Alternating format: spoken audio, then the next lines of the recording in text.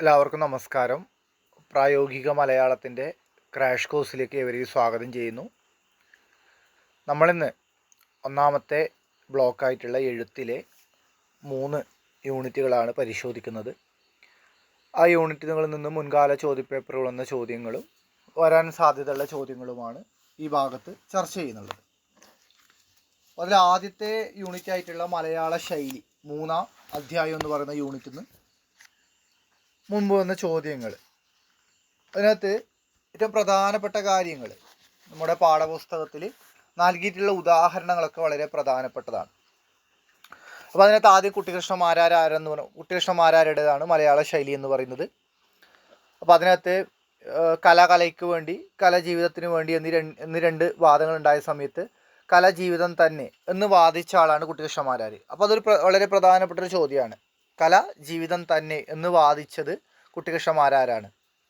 വിമർശനത്തെ ഒരു സർഗാത്മകലയാക്കി മാറ്റിയ കുട്ടികൃഷ്ണമാരുടെ ഒരു വാദമാണ് ജീവിതം തന്നെ. കലയ്ക്ക് വേണ്ടിയെന്ന് ശുദ്ധകലാവാദികളും ജീവിതത്തിന് വേണ്ടിയെന്ന് മറ്റു ഒരു കൂട്ടരും പറഞ്ഞ സമയത്ത് ജീവിതം തന്നെ എന്ന് പറഞ്ഞ ആളാണ് കുട്ടികൃഷ്ണമാരാർ. അതൊരു പ്രധാനപ്പെട്ട ചോദ്യമാണ്. അതുപോലെ ഭാരത പര്യടനം എന്ന് പറഞ്ഞാൽ വളരെ പ്രസിദ്ധമായിട്ടുള്ളൊരു കൃതി അദ്ദേഹം രചിച്ചിട്ടുണ്ട്. നമ്മുടെ സംസ്കാര ലോപം, വാൽമീകിയുടെ രാമൻ, മുണ്ടയ്ക്കൽ സന്ദേശം, ഒരു മുഴുത്ത ചിരി, അതും വളരെ പ്രധാനപ്പെട്ട ചോദ്യങ്ങളാണ്. ഇതിനകത്ത് ഈ പറഞ്ഞ കൃതികളൊക്കെ വളരെ പ്രധാനപ്പെട്ടതാണ്. മുണ്ടയ്ക്കൽ സന്ദേശം, ഒരു മുഴുത്ത ചിരി അതൊരു ലേഖനമാണ്. വാൽമീകിയുടെ രാമൻ ഒരു ലേഖനമാണ്. നമ്മുടെ സംസ്കാര ലോപം ലേഖനമാണ്. അതുപോലെ തന്നെ ലീല ഭർത്തൃഘാതകിയാണെന്ന് പറഞ്ഞിട്ടുണ്ട്. വള്ളത്തോളും അതേപോലെ തന്നെ കുട്ടികൃഷ്ണമാരാരാണ് ആശാൻ്റെ ലീല ഭർത്തൃഘാതകിയാണെന്ന് പറഞ്ഞിട്ടുള്ളത്. അതും വളരെ പ്രധാനപ്പെട്ട ഒരു ചോദ്യമാണ്. അപ്പോൾ അദ്ദേഹത്തിൻ്റെ പിന്നീട് ചോദിക്കാൻ സാധ്യതയുള്ള ഒരു ചോദ്യം എന്ന് പറയുന്നത്, ഈ പാഠഭാഗത്തുനിന്ന് അദ്ദേഹം രചിച്ച അലങ്കാര ശാസ്ത്ര ഗ്രന്ഥമായിട്ടുള്ള സാഹിത്യഭൂഷണാണ്. അതുപോലെ വൃത്തശില്പം എന്ന ഒരു വൃത്തശാസ്ത്ര ഗ്രന്ഥം അദ്ദേഹം രചിച്ചിട്ടുണ്ട്. മലയാള ശൈലി എന്ന് പറയുന്ന ഭാഷാരചന സംബന്ധിയായിട്ടുള്ള നിർദ്ദേശങ്ങൾ അടങ്ങുന്ന ഒരു കൃതിയും രചിച്ചിട്ടുണ്ട്. അപ്പോൾ ഇത് വളരെ പ്രധാനപ്പെട്ട ഒന്നാണ്. അതുപോലെ മലയാളത്തിലെ നിരൂപകത്രയം എന്നറിയപ്പെടുന്നത് മാരാർ, MP പോൾ, ജോസഫ് മുണ്ടശ്ശേരി എന്നിവരാണ് മലയാളത്തിലെ നിരൂപകത്രയം എന്നറിയപ്പെടുന്നുള്ളത്. അപ്പോൾ ഇതൊക്കെ വളരെ പ്രധാനപ്പെട്ടതാണ്. അദ്ദേഹത്തിൻ്റെ കൃതികളും വളരെ പ്രധാനപ്പെട്ടതാണ്. ഈ പറഞ്ഞ പോലെ ചോദ്യങ്ങൾ അതിൽ നിന്നുണ്ടാവാം. ജീവിതം തന്നെ, മലയാള ശൈലി, സാഹിത്യഭൂഷണം, രാജാങ്കണം, ഭാരത പര്യടനം, 15 ഉപന്യാസം. അതിനകത്ത് രാജാങ്കണം, കൈവിളക്ക്, സാഹിത്യവിദ്യ, ചർച്ചായോഗം, ദന്തഗോപുരം, വൃത്തശില്പം, ശരണാഗതി, പിന്നെ അതുപോലെ നളിനി, ഇവാഞ്ചലി എന്ന് പറഞ്ഞൊരു താരതമ്യ പഠനം നടത്തിയിട്ടുണ്ട്. അദ്ദേഹത്തിൻ്റെ കവിതയാണ് നിഴലാട്ടം എന്ന് പറയുന്നത്. ജീവിച്ചിരുന്നാൽ എന്ന് പറയുന്ന നാടകമാണ്. രഘുവംശം എന്ന് പറയുന്ന ഗദ്യ പരിഭാഷയാണ്. അതുപോലെ അദ്ദേഹത്തിൻ്റെ വിവർത്തന കൃതികളുണ്ട്. അതൊന്നും അത്ര പ്രാധാന്യമില്ല. അപ്പോൾ ഈ ഒരു ലേഖനത്തിനകത്ത് പൗനരുക്ത ദോഷത്തെക്കുറിച്ചും അത് ഭാഷാ പ്രയോഗത്തിലുണ്ടാകുന്ന പ്രശ്നങ്ങളെ കുറിച്ചിട്ടുമാണ് ചർച്ച ചെയ്യുന്നുള്ളത്. അപ്പോൾ മലയാള ശൈലി എന്ന് പറയുന്നത് മലയാള ഭാഷ തെറ്റുകൂടാതെ യഥാർത്ഥമായ രീതിയിൽ ഉപയോഗിക്കാനുള്ള ഒരു ശേഷി നേടുന്നതിന് വേണ്ടിയിട്ടാണ് ഈ ഒരു ലേഖനത്തിൽ പറയുന്നത്. അപ്പോൾ മുൻകാലത്തുള്ള ഒരു ചോദ്യപേപ്പറിൽ നിന്നൊരു ചോദ്യമാണ്, സത്യം പറയേണ്ടതാണ്, ഏറ്റവും കരുണയുള്ള, കാണുക പതിവുണ്ട്, അതേ ആൾ തന്നെ. ഇവയിൽ പൗനരുക്ത ദോഷമുള്ള വാക്യം ഏത്? എന്താണ്? അപ്പോൾ എന്താണ് പൗനരുക്ത ദോഷം എന്ന് പറയുന്നത്? അതൊരു ചോദ്യം വന്നു കഴിഞ്ഞാൽ പറഞ്ഞ കാര്യം തന്നെ മറ്റു വാക്കുകളിൽ ആവർത്തിക്കുന്നതാണ് പൗനരുക്ത ദോഷം എന്ന് പറയുന്നത്. നമ്മൾ ഒരു കാര്യം തന്നെ വീണ്ടും വീണ്ടും പറയുന്നതാണ്. ഇപ്പോൾ ഇതിനകത്തുള്ള ഉദാഹരണം വെച്ച് നോക്കിക്കഴിഞ്ഞാൽ സത്യം പറയേണ്ടതാണ്. അപ്പോൾ നമ്മൾ ചില സ്ഥലത്ത് നമ്മൾ സത്യം പറയേണ്ടത് ആവശ്യമാണെന്ന് പറയും. അപ്പോൾ സത്യം പറയേണ്ടത് ആവശ്യമാണ് എന്ന് പറയുന്നതിന് പകരം സത്യം പറയേണ്ടതാണെന്നോ സത്യം പറയുക ആവശ്യമാണെന്നോ പറഞ്ഞാൽ മതി. സത്യം പറയേണ്ടത് ആവശ്യമാണെന്ന് പറയേണ്ടതില്ല. മറിച്ച് എന്താണ്, സത്യം പറയേണ്ടതാണ്, അതല്ലെങ്കിൽ സത്യം പറയുക ആവശ്യമാണെന്ന് പറഞ്ഞാൽ മതി. അപ്പോൾ അതിനകത്ത് ഈ സത്യം പറയേണ്ടതാണെന്ന് പറയുന്നത് തെറ്റല്ല, പൗനരുക്ത ദോഷമില്ലാത്തതാണ്. പിന്നീട് വരുന്നത് ഏറ്റവും കരുണയുള്ള. അത് കുഴപ്പമില്ല. ഏറ്റവും കരുണയുള്ള എന്നോ കരുണയേറിയ എന്നോ പറഞ്ഞാൽ മതി. ചില ആൾക്കാർ ഏറ്റവും കരുണയേറിയ എന്ന് പറയുന്നുണ്ട്. ഇവിടെ പൗനരുക്ത ദോഷമുണ്ട്. എന്താണ്? ഏറ്റവും കരുണയേറിയ എന്ന് പറയേണ്ട ആവശ്യമില്ല. എന്താണ്? മറിച്ച് ഏറ്റവും കരുണയുള്ള എന്നോ അല്ലെങ്കിൽ കരുണയേറിയ എന്നോ പറഞ്ഞാൽ മതി. മറ്റത് കാണുക പതിവുണ്ട്. കാണുക പതിവുണ്ടെന്ന് പറയുമ്പോൾ അതിനകത്ത് നമ്മളിപ്പോൾ കാണാറുണ്ട്, കാണാറ് പതിവുണ്ട്, കാണാറുണ്ട്, കാണുക പതിവുണ്ടെന്നൊക്കെ പ്രയോഗിക്കാറുണ്ട്. പൗനരുക്ത ദോഷമുള്ള ധാരാളം ക്രിയാപദങ്ങളുണ്ട്. പൗനരുക്ത ദോഷമുള്ള ധാരാളം ക്രിയാപദങ്ങളിലുള്ളത് ഒന്നാണ് കാണാറ് പതിവുണ്ട്, കാണാറുണ്ട്, കാണുക പതിവുണ്ടെന്നൊക്കെ പറയുന്നത്. അപ്പോൾ അതേസമയം മറ്റൊന്ന്, അതായത് അതേ ആൾ തന്നെ എന്ന് നമ്മൾ പറയുമ്പോൾ അതേ ആൾ തന്നെ എന്നീ പ്രയോഗങ്ങളിൽ, അതേ സമയത്ത് തന്നെ എന്നീ പ്രയോഗങ്ങളിൽ അതേ തന്നെ എന്നിവ ഏക അർത്ഥമായതിനാൽ അതേ സമയത്ത് അതേ ആൾ എന്ന് മതി, അല്ലെങ്കിൽ ആ സമയത്ത് തന്നെ ആ ആൾ തന്നെ എന്നോ മതി. അപ്പോൾ അതേ ആൾ തന്നെ എന്ന് പറയേണ്ട ആവശ്യമില്ല, അതേ ആൾ അല്ലെങ്കിൽ എന്താ പറയുക, അതെ ആ ആൾ തന്നെ എന്ന് പറഞ്ഞാൽ മതി, അതേ ആൾ തന്നെ എന്ന് പറയേണ്ട ആവശ്യമില്ല. അപ്പോൾ അതേ ആൾ തന്നെ എന്ന് പറയുന്നത് ഈ പൗനരുക്ത ദോഷമുള്ള ഒന്നായിട്ട് കാണാൻ വേണ്ടി പറ്റും. അപ്പോൾ ഇതുപോലെ പാഠഭാഗത്ത് നൽകിയ ഉദാഹരണങ്ങളുണ്ട്. ഈ ഉദാഹരണങ്ങൾ നോക്കുക, ഇത് പരീക്ഷയ്ക്ക് വളരെ പ്രധാനപ്പെട്ടതാണ്. ഈ പറയുന്ന എന്താണ് പറഞ്ഞ കാര്യം തന്നെ വീണ്ടും വീണ്ടും ആവർത്തിക്കാം. അത് ചിലപ്പോൾ നമ്മൾ പലപ്പോഴും ഈ ഒരു കൃതി എഴുതുന്ന സമയത്ത് നമുക്ക് വരുന്ന ഒരു പ്രശ്നമാണ് ഈ പറഞ്ഞ തെറ്റുകൾ വീണ്ടും വീണ്ടും ആവർത്തിക്കുക എന്ന് പറയും. പറഞ്ഞ കാര്യം തന്നെ നമുക്ക് അറിയില്ല, അതിൻ്റെ അർത്ഥം അതാണോന്നും അറിയില്ല. ഇപ്പോൾ കുട്ടികൾക്ക് കൂടി അറിയാം, ഇവിടെ കുട്ടികൾക്കും കൂടി അറിയാമെന്ന് പറയുമ്പോൾ കൂടി എന്നിവ സമാനാർത്ഥകങ്ങളായാലും ഇതിൽ ഏതും ഒന്നു മതി. കുട്ടികൾക്ക് കൂടി അറിയാം, കുട്ടികൾക്കും കൂടി അറിയാം എന്നോ അല്ലെങ്കിൽ കുട്ടികൾക്ക് കൂടി അറിയാമെന്നോ മാത്രം മതി, അല്ലെങ്കിൽ കുട്ടികൾക്കും എന്നൊരാവശ്യമില്ല അവിടെ. അപ്പോൾ ഈ രീതിയിലേക്ക് പിന്നെ ഓരോ വീട് തോറും എല്ലാ വെള്ളിയാഴ്ച തോറും എന്ന് നമ്മൾ പറയേണ്ട ആവശ്യമില്ല. ഓരോ വീട്ടിലും എല്ലാ വെള്ളിയാഴ്ചയും ഈ തോറും അവിടെ ചേർക്കേണ്ടതില്ല, അല്ലെങ്കിൽ എന്ത് പറഞ്ഞാൽ മതി, പിന്നെ വീട് തോറും വെള്ളിയാഴ്ച തോറും എന്നോ മതി. ഇങ്ങനെ ഒരേ അർത്ഥം വരുന്ന വാക്കുകൾ പദങ്ങൾ ആവർത്തിക്കുന്നത് ഒഴിവാക്കി കഴിഞ്ഞാൽ പൗനരുക്ത ദോഷം ഇല്ലാതായി മാറുമെന്ന് നമുക്ക് കാണാൻ പറ്റും. അപ്പം ഇത്തരത്തിൽ ഈ പൗനരുക്ത ദോഷം വരുന്ന സമയത്ത് എന്താവുന്നു, നമ്മളൊരു കാര്യം പെട്ടെന്ന് പറഞ്ഞു തീർക്കേണ്ട ഒരു ആശയത്തിന് പറയാതെ എളുപ്പത്തിൽ പറയാതെ പിന്നെ അക്ഷരങ്ങളെ തോന്നിയ പോലെ വലിച്ചു നീട്ടുന്നു. അപ്പോൾ ഇപ്രകാരം സ്വന്തം ഭാഷയ്ക്ക് ഗൗരവവും ഓജസ്സും എന്താക്കുന്നു, കൂട്ടാൻ ശ്രമിക്കുന്നു. എന്താണ്, ഇവൻ അക്ഷരങ്ങൾ വലിച്ചു നീട്ടിയിട്ട് സ്വന്തം ഭാഷയ്ക്ക് ഗൗരവവും ഓജസ്സും വലിച്ചു നീട്ടാൻ നോക്കുന്നത്. അതുകൊണ്ട് കാര്യമില്ല. മറിച്ച് എന്താണ്, ഈ കുറച്ച് അക്ഷരങ്ങൾ പ്രയോഗിച്ചിട്ട് പദങ്ങളെ യഥാക്രമം വിന്യസിച്ചിട്ടുമാണ് ഭാഷയ്ക്ക് ഗൗരവവും ഓജസ്സും കൂട്ടേണ്ടത്. അതാണ് മിതം ച സാരം ച വചോ ഓഹി വാക്മിത, അതായത് വളരെ മിതമായ വാക്കുകളിൽ കൃത്യമായ ആശയം പ്രയോഗിക്കേണ്ടതാണ്. പക്ഷെ എല്ലാവരും ചെയ്യുന്ന എന്താണ്, ഇത്തരത്തിൽ ഒരേ അർത്ഥം വരുന്ന ഒന്നിലധികം പദങ്ങൾ ഉപയോഗിച്ചിട്ട് അവിടെ എന്താക്കുന്നു, അർത്ഥത്തിന് പിന്നെ ഈ ഒരു ദോഷത്തെ ഉണ്ടാക്കുന്നു എന്ന് കാണാൻ സാധിക്കും. പിന്നീട് ഈ ഭാഗത്ത് വന്ന മറ്റൊരു ചോദ്യം, ഇന്നത്തെ വന്നൊരു ചോദ്യം, പ്രയോഗദോഷം കണ്ടെത്തി കാരണം വിശദീകരിക്കുക. അറിവുള്ളവരോ അഥവാ അറിവില്ലാത്തവരോയ ആളുകൾ. ഇപ്പോൾ ഇവിടെ അറിവുള്ളവരോ അഥവാ അറിവില്ലാത്തവരോയ ആളുകൾ, ഇവിടെ ഓ എന്ന വികല്പ നിവാദത്തോടൊപ്പം ഇവിടെ എന്താണ്, അറിവുള്ളവരോ അഥവാ അറിവില്ലാത്തവരോ, ഇവിടെ അറിവുള്ളവരോ വരുന്നുണ്ട്, അല്ലെങ്കിൽ അറിവില്ലാത്തവരോ ആയ ആളുകൾ എന്ന് വരുന്നുണ്ട്. അപ്പോൾ രണ്ട് വാക്കുകളെയോ പദങ്ങളെയോ വേർതിരിക്കുന്നതിനാണ് വികല്പ നിവാദം എന്ന് പറയുന്നത്. എന്താണ്, രാമനോ കൃഷ്ണനോ. അതുപോലെ സമുച്ചയ നിവാദം എങ്ങനെയാണ്, രാമനും കൃഷ്ണനും ഉമ്മും വരും ഓയും വരും. അപ്പോൾ ഇവിടെ എന്ന വികല്പ നിവാദത്തോടോ അഥവാ ചേർക്കേണ്ടതില്ല. എന്താണ്, അറിവുള്ളവരോ അറിവില്ലാത്തവരോ ആയ ആളുകൾ എന്ന് മതി. മറിച്ച് എന്താണ്, അഥവാ എന്നൊരു സാധനം ചേർക്കേണ്ടതില്ല. അതായത് അറിവുള്ളവരും അറിവില്ലാത്തവരും ആയ ആളുകൾ എന്ന് പറയുക. ഇവിടെ അഥവാ എന്നൊരു സാധനം ചേർക്കേണ്ട ആവശ്യമില്ല, കാരണം നമ്മൾ ഓൾറെഡി അവിടെ എന്ത് ചേർത്തിട്ടുണ്ട്, ചേർത്തിട്ടുണ്ട്. അപ്പോൾ ഇവിടെ പ്രയോഗത്തിലുള്ള ദോഷം എന്താണ്, അവിടെ അഥവാ എന്ന് ചേർത്തതാണ്. അപ്പോൾ രണ്ട് വാക്കുകളെയോ പദങ്ങളെയോ വേർതിരിക്കുന്നതിന് വികല്പ നിവാദമായിട്ടുള്ള ചേർക്കുന്ന സമയത്ത്, രാമനോ കൃഷ്ണൻ എന്ന് പറയുന്നത് ചേർക്കുന്ന സമയത്ത്, അല്ലെങ്കിൽ അറിവുള്ളവരോ അറിവില്ലാത്തവരോ ആയ ആളുകൾ എന്ന് പറയുന്നിടത്ത് ചേർക്കുന്ന സമയത്ത് അവിടെ എന്താവശ്യമില്ല, അവിടെ അഥവാ എന്ന് പറയുന്ന കാര്യം ആവശ്യമില്ല. അതാണ് അവിടെ ചോദിക്കുന്നുള്ളത്. അപ്പോൾ അതാണ് അവിടെ എഴുതേണ്ടത്. വേണമെങ്കിൽ നിങ്ങൾക്ക് മറ്റു ഉദാഹരണങ്ങളും ഇതേപോലെ നമുക്ക് വെക്കാൻ വേണ്ടി പറ്റും. പിന്നീട് ഈ ഭാഗത്ത് ചോദിക്കാൻ സാധ്യതയുള്ള മറ്റൊരു പ്രധാനപ്പെട്ട ചോദ്യം എന്ന് പറയുന്നത്, ഭാഷയിൽ കാണപ്പെടുന്ന പ്രധാന പൗനരുക്തി ദോഷങ്ങൾ ഏതൊക്കെയെന്ന് ചോദിച്ചു കഴിഞ്ഞാൽ നമുക്ക് ഇതിനകത്ത് കുറേ ഉദാഹരണം നൽകിയിട്ടുണ്ട്, അത് പറയാൻ പറ്റും. എന്താണ്, കിഴക്കോട്ടേക്ക് മേലോട്ടേക്ക് തുടങ്ങിയ വിഭക്തിയാഭാസങ്ങൾക്ക് പകരം കിഴക്കോട്ട് മേലോട്ടെന്ന് മതി. അതുപോലെ ചെയ്യിപ്പിക്കുക കാണിപ്പിക്കുക എന്നിവയ്ക്ക് പകരം ചെയ്യിക്കുക കാണിക്കുക എന്നീ പ്രയോജക രൂപങ്ങൾ മതി. കുട്ടികൾക്ക് കൂടി അറിയാം, ഇവിടെ കൂടി എന്നിവ രണ്ട് സമാനാർത്ഥമാണ്. അപ്പോൾ കുട്ടികൾക്കും കൂടി അറിയാവുന്നതിന് പകരം ഏതെങ്കിലും ഒന്നും മതി. അതായത് കുട്ടികൾക്കും അറിയാം അല്ലെങ്കിൽ കുട്ടികൾക്ക് കൂടി അറിയാം എന്ന് മതി. അല്ലെങ്കിൽ കൂടി, ഇതിലേതെങ്കിലും ഒന്ന് മതി. രണ്ടും ഒരേ അർത്ഥമാണ് വരുന്നുള്ളത്. അതുപോലെ ഈ രണ്ട് വീതം പതിപ്പത്ത് വീതം, ഇവിടെ ഈ രണ്ട് പതിപ്പത്ത് എന്ന് മതി. അല്ലെങ്കിൽ ഓരോ വീട് തോറും എല്ലാ വെള്ളിയാഴ്ച തോറും, ഇവിടെ ഓരോ വീട്ടിലും എല്ലാ വെള്ളിയാഴ്ച വന്നോ വീട് തോറും വെള്ളിയാഴ്ച തോറും എന്നോ മതി. അല്ല അതല്ലെങ്കിൽ അതേ സമയത്ത് തന്നെ, അതേ ആൾ തന്നെ. ഇവിടെ അതേ സമയത്ത് അതേ ആൾ അല്ലെങ്കിൽ ആ സമയത്ത് തന്നെ ആ ആൾ എന്നോ മതി.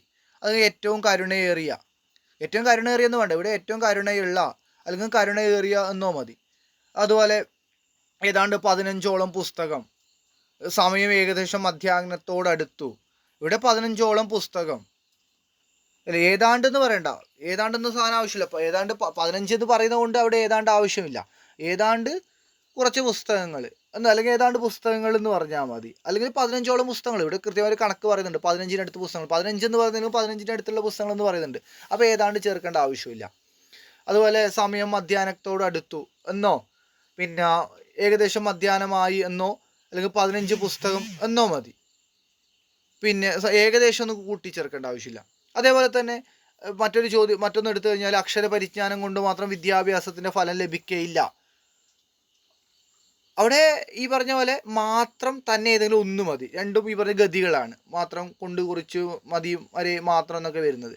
അക്ഷര പരിജ്ഞാനം കൊണ്ട് മാത്രം വിദ്യാഭ്യാസത്തിൽ ഫലം ലഭിക്കില്ല, അല്ലെങ്കിൽ അക്ഷര പരിജ്ഞാനം കൊണ്ട് തന്നെ വിദ്യാഭ്യാസത്തിൽ ഫലം ലഭിക്കില്ല. ഏതെങ്കിലും ഒന്ന് മതി. അവിടെ രണ്ട് സമാനമായ അർത്ഥമാണ്. അപ്പം ഇത്തരത്തിൽ നമ്മുടെ പാഠപുസ്തകത്തിൽ തന്നെ ഏകദേശം ഒരു 16ഓളം ഉദാഹരണങ്ങൾ തന്നിട്ടുണ്ട്. അപ്പോൾ അത്തരം ഉദാഹരണങ്ങൾ സത്യം പറയേണ്ടത് ആവശ്യമാണ്. അപ്പോൾ സത്യം പറയേണ്ടത് ആവശ്യമാണെന്ന് പറയുമ്പോൾ സത്യം പറയേണ്ടതാണെന്നോ അല്ലെങ്കിൽ സത്യം പറയുക ആവശ്യമാണെന്നോ മതി. അല്ലാണ്ട് സത്യം പറയേണ്ടത് ആവശ്യമാണെന്ന് പറയേണ്ടതില്ല. അതിൽ അറിവുള്ളവരോ അഥവാ അറിവില്ലാത്തവരോ ആയ ആളുകൾ ഇവിടെ ഓ എന്നതിനൊപ്പം എന്ത് ചെയ്യണം, അഥവാ ചേർക്കേണ്ടതില്ല. അല്ലെങ്കിൽ ഭാര്യ ആഡംബര പ്രിയയാണ്, എന്നാൽ ഭർത്താവിനാകട്ടെ സമ്പാദ്യം വളരെ കുറവായിരുന്നു. എന്നാൽ ആകട്ടെ രണ്ടും കൂടി ആവശ്യമില്ല. ഇപ്പോൾ കാണാറ് പതിവുണ്ട്, കാണാറുണ്ട്, കാണുക പതിവുണ്ട്, ഉപയോഗിക്കാറുണ്ടായിരുന്നു, ഉപയോഗിച്ചിരുന്നു, ഉപയോഗിക്കാറുണ്ട്, വാദിച്ചു പോന്നിരുന്നു, വാദിച്ചു വന്നു, വാദിച്ചിരുന്നു. അപ്പം ഇത്തരത്തിൽ ഈ പറയുന്ന ഭാഷയിൽ കാണപ്പെടുന്ന പ്രധാനപ്പെട്ട പൗനരുക്തി ദോഷങ്ങൾ ശ്രദ്ധിക്കേണ്ടതുണ്ട്. ഭാഷയിൽ കാണുന്ന പ്രധാനപ്പെട്ട പൗനരുക്തി ദോഷങ്ങൾ കഴിഞ്ഞ പരീക്ഷയ്ക്ക് ചോദിച്ചിട്ടുണ്ടായിരുന്നു. എത്ര മാർക്കിന്? 5 മാർക്കിനുള്ള ചോദ്യമായിരുന്നു ഭാഷയിൽ കാണപ്പെടുന്ന പ്രധാനപ്പെട്ട പൗനരുക്തി ദോഷങ്ങൾ എന്ന് പറയുന്നത്. ഈ പ്രാവശ്യം പരീക്ഷയ്ക്ക് അത് ചോദിക്കാൻ സാധ്യതയുണ്ട്. ഈ പറയുന്ന പൗനരുക്തി ദോഷങ്ങൾ ധാരാളം ദോഷമുണ്ട്. ഏകദേശം 16ഓളം ദോഷങ്ങൾ അവിടെ പാഠപുസ്തകത്തിൽ മാത്രം കൊടുത്തിട്ടുണ്ട്. അപ്പോൾ എല്ലാം വിശദീകരിക്കുന്നില്ല, കാരണം നമ്മുടെ ക്ലാസ്സിൽ അത് വിശദീകരിച്ചതാണ്. അത് നോക്കുക. അത് വളരെ പ്രധാനപ്പെട്ടതാണ്. പിന്നീട് അതുപോലെ ഈ പൗനരുക്തി ദോഷങ്ങൾ കഴിഞ്ഞാൽ പിന്നീട് പറയുന്നത് ഭാഷയിൽ ധാരാളമായിട്ട് എന്നാലുകൾ കടന്നുകൂടിയിട്ടുണ്ട്. അത് ഇംഗ്ലീഷിന് അനുകരിച്ചിട്ടാണെന്നാണ് ലേഖകൻ പറയുന്നുള്ളത്. കാരണം ഇംഗ്ലീഷിൽ ബട്ട് ഉപയോഗിക്കുന്ന പല സ്ഥലത്തും നമുക്കത് വേണ്ട, അല്ലെങ്കിൽ അതല്ല വേണ്ടത്. ഉദാഹരണം, രാമൻ വിഡ്ഢിയല്ല എന്നാൽ സമർത്ഥനാകുന്നു. ഇവിടെ എന്നാൽ എന്നതിന് പകരം പിന്നെയോ എന്നാണ് വേണ്ടത്. എന്താണ്? രാമൻ വിഡ്ഢിയല്ല പിന്നെയോ സമർത്ഥനാകുന്നു എന്നാണ് വേണ്ടത്. പക്ഷെ നമ്മൾ എന്ത് ചേർക്കും അവിടെ? എന്നാൽ എന്നാണ് ചേർക്കുന്നത്. മുസൽമാൻ രീതിയിൽ വസ്ത്രധാരണം ചെയ്തവർ തലപ്പാവ് ധരിക്കുന്നതിൽ വിരോധമില്ല, എന്നാൽ മറ്റുള്ള എല്ലാ ഇന്ത്യക്കാരും കോടതിയിൽ കടക്കുമ്പോൾ തലപ്പാവ് എടുക്കണമെന്നത് ചട്ടമായിരുന്നു. അവിടെയും എന്നാൽ ആവശ്യമില്ല. എന്താണ് അവിടെയും വേണ്ടത്? മുസൽമാൻ രീതിയിൽ വസ്ത്രധാരണം ചെയ്തവർ തലപ്പാവ് ധരിക്കുന്നതിൽ വിരോധമില്ല, മറ്റുള്ള എല്ലാ ഇന്ത്യക്കാരും കോടതിയിൽ കടക്കുമ്പോൾ തലപ്പാവ് എടുക്കണമെന്നത് ചട്ടമായിരുന്നു. അപ്പോൾ ആവശ്യമില്ലാതെ നമ്മൾ എന്നാലെന്നൊരു കാര്യം ഈ ചേർക്കുന്നതിനെ കുറിച്ച് കൂടി ഇവിടെ സൂചിപ്പിക്കുന്നുണ്ട്. പിന്നീട് ഭാഷ പ്രയോഗത്തിൽ വരുന്ന എഴുത്തിൽ വരുന്ന മറ്റൊരു പ്രശ്നത്തെക്കുറിച്ച് പറയുന്നത് നമ്മൾ വാരി വലിച്ച് എഴുതുന്നതിനാണ്. ഒരു വിവക്ഷിതമായൊരു കാര്യത്തിന് നമുക്ക് അർത്ഥം പറയാൻ ഉദ്ദേശിക്കുന്ന ഒരു കാര്യത്തിന് വിവരിച്ച് പറയുക. വലിയ ആന എന്ന് പറയുന്നതിനേക്കാൾ വലിയതായ ആന, വലുതായ ആന എന്നൊക്കെ പറഞ്ഞാൽ എന്തൊക്കെയോ വലിയ സംഭവമാണ്, അല്ലെങ്കിൽ വലിപ്പം കിട്ടുമെന്ന് നമ്മൾ മനുഷ്യന്മാർ ചിന്തിക്കാറുണ്ട്, അല്ലെങ്കിൽ ഭാഷ പ്രയോഗിക്കുന്ന ആൾക്കാർ ചിന്തിക്കാറുണ്ട്. അവിടെ വലിയ ആന എന്ന് പറഞ്ഞതാണ് കൃത്യമായത്. അതുപോലെ തക്ക കാരണം എന്ന് പറയേണ്ടടുത്ത് തക്കതായ കാരണം എന്ന് പറയും. തക്ക കാരണം എന്ന് മതി, തക്ക കാരണമാണ് ശരി, തക്കതായ കാരണം എന്നല്ല എഴുതേണ്ടത്. മുറിവേറ്റതും മരിച്ചതുമായ ആളുകൾ, ബ്രിട്ടീഷുകാർ പിടിച്ചെടുത്തതും പിന്നീട് വിട്ടുകൊടുത്തതുമായ ജർമ്മൻകാർ എന്നൊക്കെ നമ്മുടെ പത്രങ്ങളിൽ മറ്റും സാർവത്രികമായി കാണാറുണ്ട്. പക്ഷെ ഇതൊക്കെ തെറ്റെന്നാണ് അദ്ദേഹം പറയുന്നത്. കാരണം എന്താ വെച്ചാൽ നമ്മൾ ഒരു വിഷയത്തെക്കുറിച്ച് എഴുതുമ്പോൾ അതിൻ്റെ അർത്ഥം മനസ്സിലാകുന്ന രീതിക്ക് മാത്രം എഴുതിയാൽ മതി, അതിനെ പൊലിപ്പിച്ച് എഴുതേണ്ട ആവശ്യകത ഇല്ല എന്നാണ് ഈ പറയുന്ന മാരാറ് വ്യക്തമാക്കുന്നുള്ളത്. ഇപ്പോൾ വിഷയപ്രധാനമായതോ വിഷയപ്രധാനമായതോ ആയ കവിത, ഇവിടെ അത്തരത്തിലല്ല എഴുതേണ്ടത്. എന്താണ് മറിച്ച് എഴുതേണ്ടത്? വിഷയപ്രധാനമോ വിഷയീപ്രധാനമോ ആയ കവിത എന്നു മതി. അപ്പോൾ ചെറിയ വ്യത്യാസമാണ് വരുന്നത്. എന്താണ്? വിഷയപ്രധാനമായതോ വിഷയീപ്രധാനമായതോ ആയ കവിത എന്നതിന് വിഷയപ്രധാനമോ വിഷയീപ്രധാനമോ ആയ കവിത എന്ന് ചെറിയൊരു മാറ്റം വരുത്തേണ്ടതുണ്ട്. അപ്പോൾ ഇത്തരത്തിൽ നമ്മൾ ആവശ്യമില്ലാതെ ചില ധാതുക്കൾ ഉള്ളെന്ന് പറയുന്ന ഹിലധാതുവിൻ്റെ രൂപങ്ങൾ നമ്മൾ ഉപയോഗിക്കാറുണ്ട്. തലങ്ങും വിലങ്ങും ഒരാവശ്യമില്ലാതെ ഉപയോഗിച്ച് അക്ഷരത്തെ പെരുപ്പിക്കാറുണ്ട്. അപ്പം അതിനുള്ള